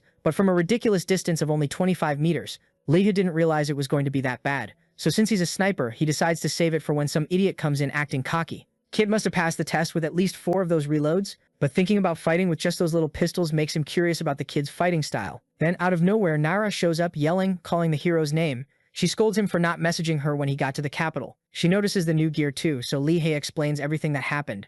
But she mostly focuses on hyping up the viral video, and she also pulls out her new weapon to show him. Nara managed to break the seal on the magic sword, so now she can be as strong as a named NPC. Speaking of that, the hero says he's not going to stick with the guild, so she invites him to the Order of the Holy Knights. They're close enough, and she agrees to recommend him. The Order of the Holy Knights is one of the strongest groups in the kingdom of Fibiel, but even so, the hero refuses. He still doesn't think he's ready. About the weapon on his waist, Leah is about to explain everything. All excited, but thinking it was kids, she gets furious. All the friendly vibes disappear, so the hero says he made the weapon himself. In reality, they'd only run into each other briefly at the academy, so things calm down. But the reason she got mad is because the two of them fought once a while back, and Nara lost. And the worst part is, it wasn't even close. She straight up got beaten in a duel against Kid. Lee-Hei comes up with 1,000 it's okay excuses, but Nara was already a ranker, and it wasn't that long ago, so he can't believe it. The reason he's called the Sleeping Kid is because there are rumors he sleeps even in the game. A while ago when Kid got a new item, she found out the Rising Sun Guild wanted to steal it. 30 people went after him, but there isn't even a video of it, because it ended instantly. In the blink of an eye, all 30 guys who came to intimidate him got what they deserved, and Kid stayed sprawled out on the table without even getting up. The only thing that moved was the weapons under the table, and when he woke up, he still asked what had happened. That's how he got the nickname. because he hits targets fast even while sleeping. Nara explains that not everything is about levels, because the system handles the rest. It exposes rankers to predators and throws them at outsiders, who are strong in their own way no matter what. It's all about attributes, and you can raise them without grinding levels like getting rare achievements. And the hero knows that really well, because he's one of those people. From what the girl said, you can get an achievement by killing a ranker. That's why Middle-earth shows everyone's levels on the leaderboard. It pushes competition, and it's also why they never sell the insanely strong weapons they sometimes find. Because if they get hunted down after that, they won't make it back to the top. So the game balances the money between the two worlds. Nara says the protagonist is going to be known as an outsider soon, and a bunch of people will start calling him that, like the Holy Knights. Then she leaves, telling the guy to take care of himself. Somewhere else, the red-haired mage tells them not to threaten him. Hwayeon tells him to put his hands down because he's messing up the meeting. That doesn't even feel like a negotiation about Dale Castle. The redhead says she's not negotiating, so the redhead asks if she'll even survive until then. Looks like he wants to start a guild war, and he's not shy about saying he still doesn't have the money to hire rankers. But he promises them a cut of the castle profits. The girl shakes even more, but accepts the challenge with her head held high. So the redhead leaves, and the girls are basically itching to beat him up. And unlike the ranker strategy, Hwayeon says she's gonna bet on the outsiders. Walking down the street, the protagonist gets a little gift from a fan and starts feeling like a celebrity. He also made 100 gold coins selling the guild name, so he doesn't have to worry anymore about the musket he'll use until he gets the one from the cabin. At the war planning meeting, the redhead yells that Hwayeon ignored their proposals. Everyone's pissed at the rich girls. As for what they've invested in the castle, it's 21,850 gold so far, and they can't take it back because it was a donation. The people who dumped everything into it lose their minds, and the founding members realize there's no stopping the backlash. Even so, the redhead basically slams his fist down and says the solution is war. He already called the Draconic Knights and the Spark Guildmasters so they won't give up on their money. But people are scared of the Hwang Guild because of Hwajeon and Peiwu. Still, they can choose to try to get their money back, and if they pull it off, they'll have a treasure in their hands. The plan is to gather a bunch of people to be the front line, like Shin Nara, and they also want to call in the top Korean player second in the rankings, known as Too Easy. So even though it's just a plan, it's enough to hype everyone up. Hye-hyun Hyung had been saying stuff they hadn't agreed on, so it'd be hard to bring in the two guy. The redhead realizes he screwed up, calls Sasuke, and tells him to bring the blonde guy over there. Basically, he says he also wants to bring the protagonist into the Boyolcho Guild. That would help a lot, but Ki-jung had already offered, and the hero turned it down because he thought he was too weak. Still, Sasuke says they need that power to increase their attack range, so the blonde says he'll try again. No promises. In the end, the leader tells Sasuke they're going ahead with the plan, and that, as much as it sucks, the only way they make it out alive is by sacrificing Ki-jung. Back in the real world, the protagonist's mom went to work, and with the money he has now, he can finally eat better meals. The musket problem got solved too, so Lee-ha thinks about going hunting for some trolls, until he sees online rumors about a war between Chuhi Ohong and Byolcho. Looks like it had already been declared, and it was over the monopoly on Dale Castle, basically controlling access to the dungeons. Even an entry fee would bring in solid profit. The protagonist answers a call from the blonde guy saying he already knows and he's logging into the game. When they meet up, Lee-ha notices his friend changed his gear, and the blonde notices the hero's got a new musket. Then Ki-jung gets straight to it. Does the protagonist want to join the guild or not? He apologizes for asking in a situation like this and explains everything. But fighting those sisters is not something Lee-ha wants to risk. Ki-jung says this time the leader wants it too, so he doesn't need to feel bad. But before Lee-ha can answer, someone comes running out of a bush, and when they go after them, the blonde sees the enemy guild symbol, Hwa Hong. There was a spy already gathering info, and unfortunately they couldn't catch them. Lee-ha thinks it's ridiculous, but still says he needs time to think about joining. The blonde thinks the war is a chance to get famous, but Lee-ha says what matters most is the losses. Like if he helped, it'd be for his friend. In the end, Ki-jung says he'll let the leader know, and the hero just drops what he was about to say as they say goodbye, which was that he'd at least protect him from that damn berserker. In the trolls area, the main guy just grinds by killing them from far away. 2 shots each. The new musket is tricky because it's way too light, but he loses focus when someone suddenly shows up out of nowhere. At least it was the redhead with her sister, and she complimented the protagonist's new short weapon. The hero already knew they were going to show up because of that viral video against Rising Sun, so Hwajeong didn't waste any time and invited Lee-ha to her guild. The protagonist isn't sure they're going to win, but the girl says they don't need some big strategy, because the one who takes down the lion is the parasite that gets born. She knows the rival guild is having trouble controlling their members, because a traitor from over there told her. Back to the blonde guy. He apologizes for being late, and the boss tells him not to take so long to get there next time. For now, he tells the kid to sit down, and he does, even though he doesn't get why everyone seems pissed off. Then the leader apologizes while attacking his friend with prison chains that block teleporting for 30 minutes. Ki-jung still thought it was a joke, but the redhead showed a photo of him smiling next to that member of the enemy guild. The blonde yells that he was following the guy, but Sasuke doesn't buy that someone who got caught smiling was following anyone.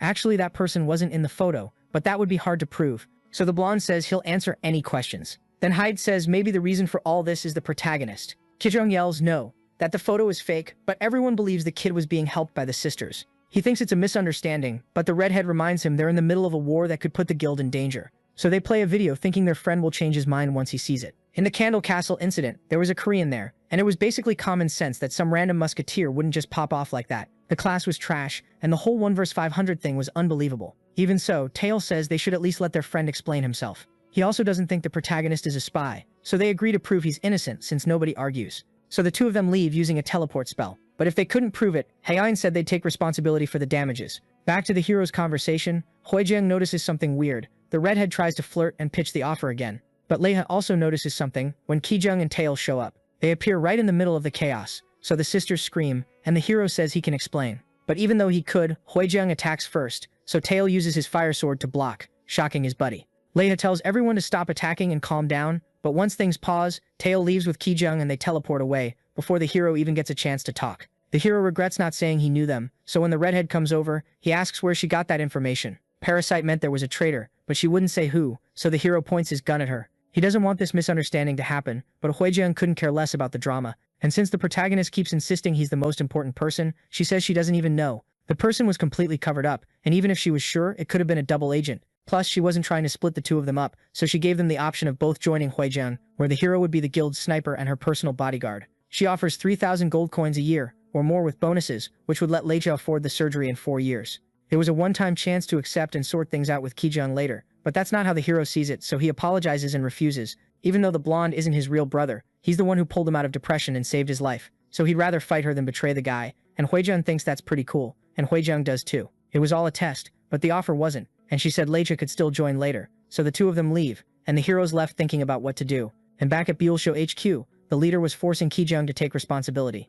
At home, the protagonist tries calling, but gets no answer from either Kijung or Table because they blocked him. Meanwhile, at the blonde guy's place, he was feeling betrayed. Since he couldn't prove the hero's innocence, the leader forced him to sign a contract. If they lost the war, Kijung would go bankrupt because he'd have to pay 2.6 billion in damages. At Holly Grill, people were gossiping about who was going to win the war. But when the waitress showed up, Lita dropped the code word. Lita and Juez meet up again because he wants info. Along with what he already asked about Bible Cho, the hero also wants something on Igor, because he's sure Igor's going to show up in the war. A few days later, at the Sisters Guild, the general director gets called in.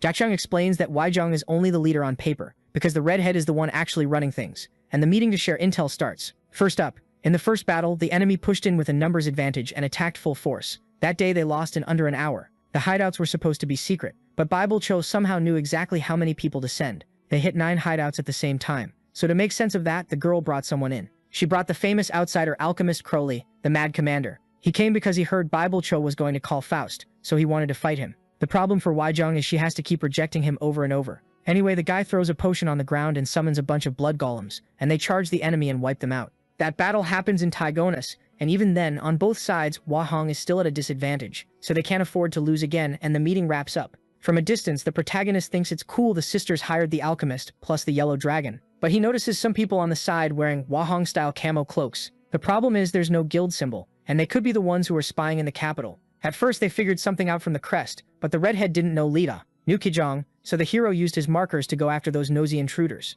That night, in a trap at a hideout, there was a clash that went badly for the Wahong Guild. They lost 4 people. Those losses had already been happening, and it had been a week since the Battle of Tygonus, and Biulcho still hadn't even shown himself, but they were already exposed. Whenever they went in with 10 people, Biulcho would hit them from behind, so the redhead tried to figure out when everything started going wrong. Back during the push, all 3 groups had done well, which made the leader happy. Even spending a ton, Wahong is worse off, and Biulcho's gonna get everything back with the castle. Sasuke says he'll prep the strategies, so they say goodbye, and the redhead thanks him. Biulcho had been leading the war, so people switched their bets. That same guild kept provoking them too, and they revealed they'd be at the Amoth Cliff. So a few days later at the spot, the 2 groups met up. Wahong has fewer people, but at least Peiwu brings 888 of the best soldiers, and the alchemist stays off to the side in a key position. On the redhead side, a mage is worried they'll miss the timing, but the issue is their plan is to play defense, and the orders Sasuke gets are to protect the master. So Hien yells that they need to take down the witches and get into the castle. Biulcho's side advances with 600 men, but the way they start the war feels like a trap. Even so, Hien says this isn't chess, and calls her sister, who casts an ice spell called Arctic Tornado. The tornado starts wrecking everything, so the mage Enshin asks the master to help with the trap. He uses a storm barrier that stops the sisters' magic from getting through, but even with 4 totems, Yenshin can barely hold it, so all the mages use that time to cast a spell together,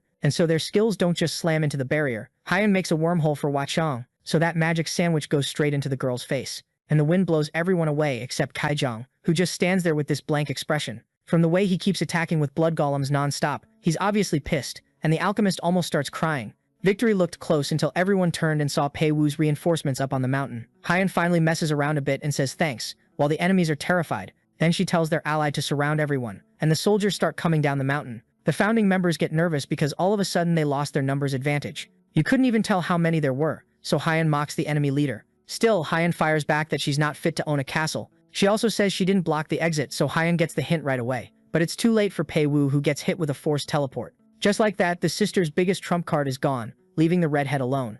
Now the passage is closed, and nobody knows where the Chinese guy ended up. Even if it was nearby, it'd take time to get back, so Jiacheng is going to lead the Yellow Dragon, because the 88 members are still there. Baiucho only had 400, and neither the sisters nor anyone else was expecting Igor to come sprinting in like a maniac. Anyone who knows the berserker is scared shitless, but he charges through swinging his sword and tearing through everyone, so Haiyan swallows hard and admits defeat. But one certain hero hiding in a bush nearby isn't having it. In the first few seconds, a bunch of people get taken out by the berserker, including the sisters.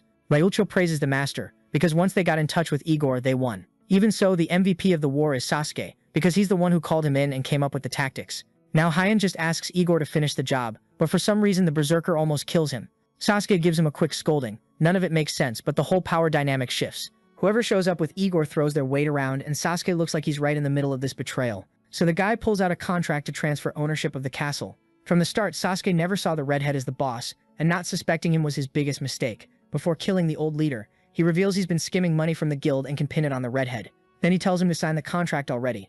Turns out the parasites were the Japanese members of the Daiju Nana guild all along, so Sasuke immediately puts Heian under his control. Kajong jumps in and gets shut down on the spot. Then Heian Weichan recognizes the kid, tries to warn them it's a setup, and Sasuke controls her too. But the blonde connects the dots that the ninja is the one who caused the whole misunderstanding and gets pissed. Even so, he doesn't have proof, and it's true Heian tried to take advantage of Kajong. Honestly, Sasuke was the one who suggested it, but it didn't matter. Everyone got blinded by money, and the blonde mostly just wants to protect the guild. So Sasuke tells Igor to deal with the shield guy. The berserker laughs because he remembers the scared little kid from the last war, but Kajong wants this time to be different. Either way, Igor activates Bloodburst, and Heian runs in to save his friend.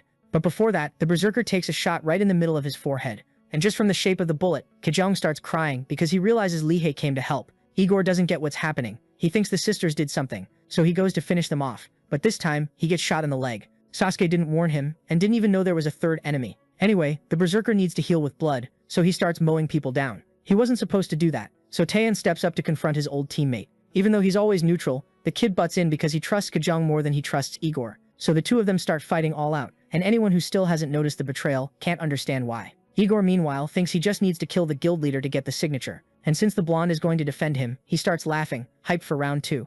Igor uses frenzy, and the kid starts counting, and the enemy thinks it's hilarious. But Kajong laughs even harder, because he wasn't counting for nothing. It takes Liha 25 seconds to reload. So when the time comes, the protagonist shoots Igor right in the shoulder, and using the holy spirit of the sword, Kajong slices his stomach open. Finally, the berserker drops to the ground, but the blonde's sword gets stuck in his muscles, so Igor triggers his final werewolf transformation. Haiyan yells for his friend to run, but Kajong needs to buy time, so Kajong freezes the beast's mouth shut. She was in bad shape, but she could still help the blonde a little. Even so, the redhead doesn't trust the two of them, but Kajong trusts his little brother. And just when it looks like it's going to work, a shot hits the wolf right in the head as it's about to attack his friend, and Liha levels up like crazy. Leveling up without being in a guild wasn't normal, but the hero thinks back to the situations that made him pull the trigger, and he's glad he waited for the right moment because he managed to take Igor down. Still, he can't celebrate until he shakes the Russian guild off his back, so Liha just takes off running and jumps off the cliff. Kajong and Huayin freak out, but luckily Haiyan has enough mana left to use another dimensional spell and set the hero down safely on the ground.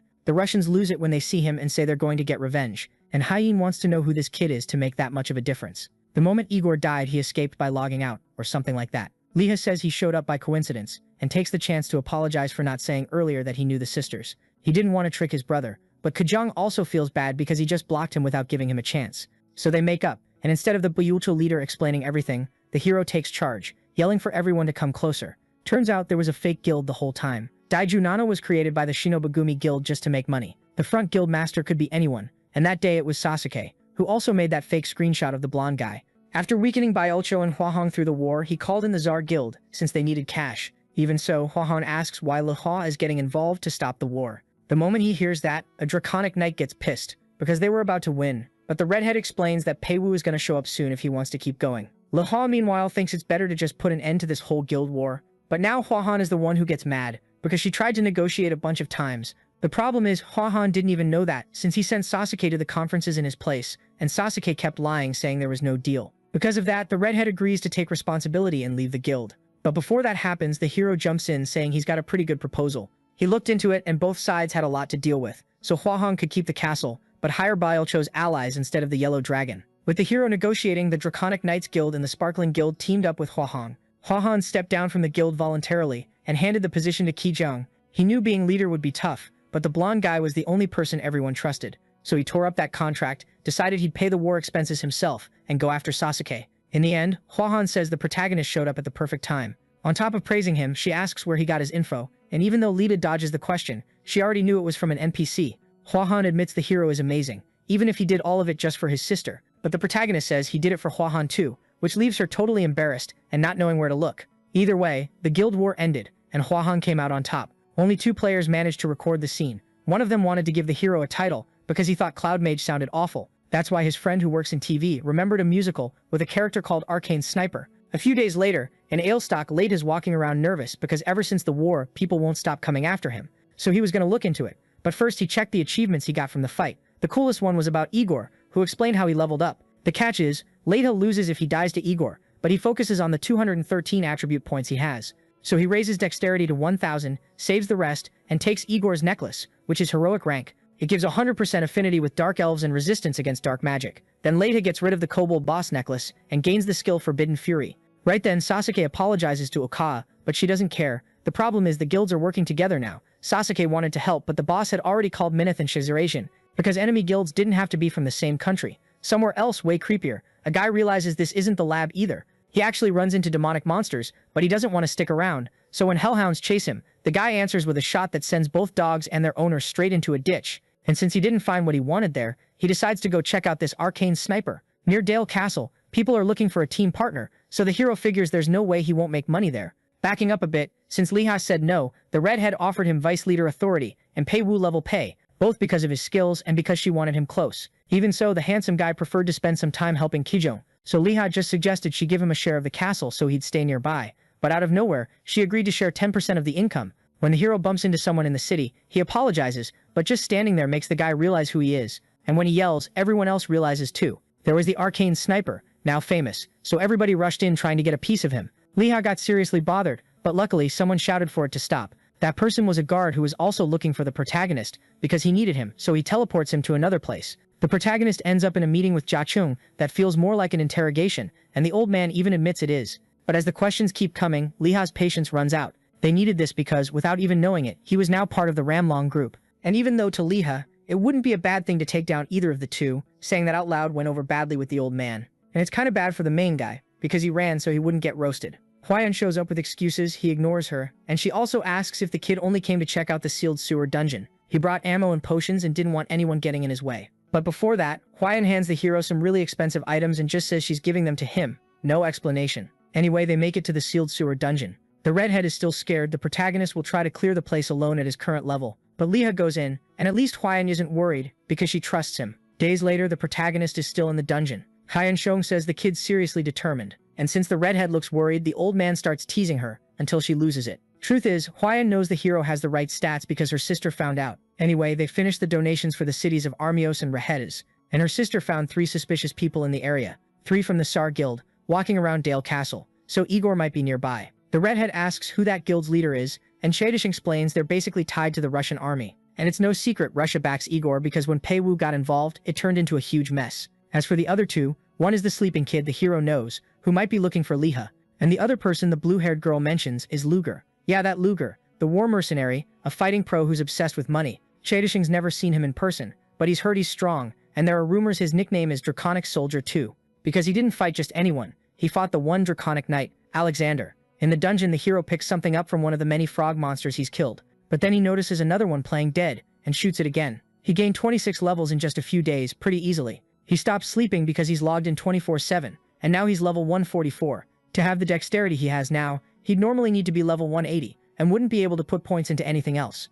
On top of that, the skill Forbidden Fury he got trades 40% of his HP for 20% more damage, so putting points into health is basically a waste. Instead, Liwa keeps boosting strength and dexterity until he stops because he gets a message from Kid. Liwa answers, but again the kid doesn't explain anything properly, so the hero has to run over and figure out what's going on. On the south side of the castle, Liwa yells out but Kid tells him to shut up. Then he sends his location, and when the protagonist gets there, he freaks out because Kid shows up basically half dead. The hero tries to give him a potion, but the kid says he needs to go to the temple because he's been cursed. The wound looks like a black hole, which to the protagonist can only have been made by the piercer. The current piercer is Luger, and he's coming, so the hero forms a party with Kid, but there's no time, because Luger drops down from a portal in the sky, looking like he's not here to talk. Kid tells the hero to shoot immediately and not even think about negotiating, but the hero gets pissed because nobody explained anything earlier. Still, Luger stays sharp because he knows that to beat Kid, you have to be strong. From 250 meters away, the hero thinks he's got the shot, but suddenly he panics and dives. He felt like if he pulled the trigger, he'd die first. And unfortunately, Kid knows his buddy isn't on that level, so he gets up to hold Luger off as long as he can. And once again, the two clash. The piercer praises Kid's courage, but then fires, causing a massive explosion. Kid survives and tries to explain that the hero's title is just a coincidence, and Luger has no idea what's even happening, but he aims for the piercer's leg to try to help. Kid yells for him to shoot, and suddenly the hero disappears, so Luger confirms he's the arcane sniper. The problem is Luger aims lower than the protagonist does, so Luger yells for his friend not to move. Luckily, Kid listens and avoids getting hit. Luger saw this at the Officer Academy, but somehow Luger adapted a tank for Middle-earth. It didn't explode right away because it's a bar with a delayed fuse. So knowing that, the hero runs to Kid and activates the ring's protective barrier. They both make it out okay, but even the barrier cracks. Compared to that, the bronze golem's attack couldn't even crack it. Even though he's alive, Kid's vision is all blurry, so the hero is going to have to escape while carrying him. Leela sets him down and focuses on watching the enemy, who's aiming at him too. With the two of them there, the hero activates the soul link, making his teddy bear show up in monster form. Luger realizes it's not the arcane bullet, so he just shoots the thing. He knows the hero did it to block his view, but figures he's also hiding in the smoke. Problem is the protagonist fires anyway and hits his leg. Every time he shoots that big gun, he braces with his legs, so now he can't anymore. Leela takes the chance to get out of there with Kid. He managed to land a shot even with all that smoke, so Luger found it really interesting. At the temple in Dale Castle, the hero complains because now he's going to be stuck without sleep for a while, and regrets not trying to take Luger out. But he accepts that the priority was his life and Kid's, so in the end the guy thanks him with a solid handshake. Outside, they finally start catching up. Then Kid explains that Luger was looking for clues about who the arcane sniper is. He says it's a crazy coincidence, but there's some truth to it. He doesn't know if it's an achievement or a title, but whoever has it can shoot an arcane bullet. Looks like that achievement can be taken by killing someone else, so Luger came to try to take it from Lipa. Anyway, Kid asks the hero to keep following the legacy, but to be careful when he becomes a musketeer, because they can see each other on the map. Then switching topics, the hero thanks him because he got a clue from Luger, and switching again, he asks to see Kid's musket. Of course, only after apologizing a whole lot to Koma. So the video ends here. If you don't want to miss the next part, activate the notification bell, and see you next time on Tob's channel.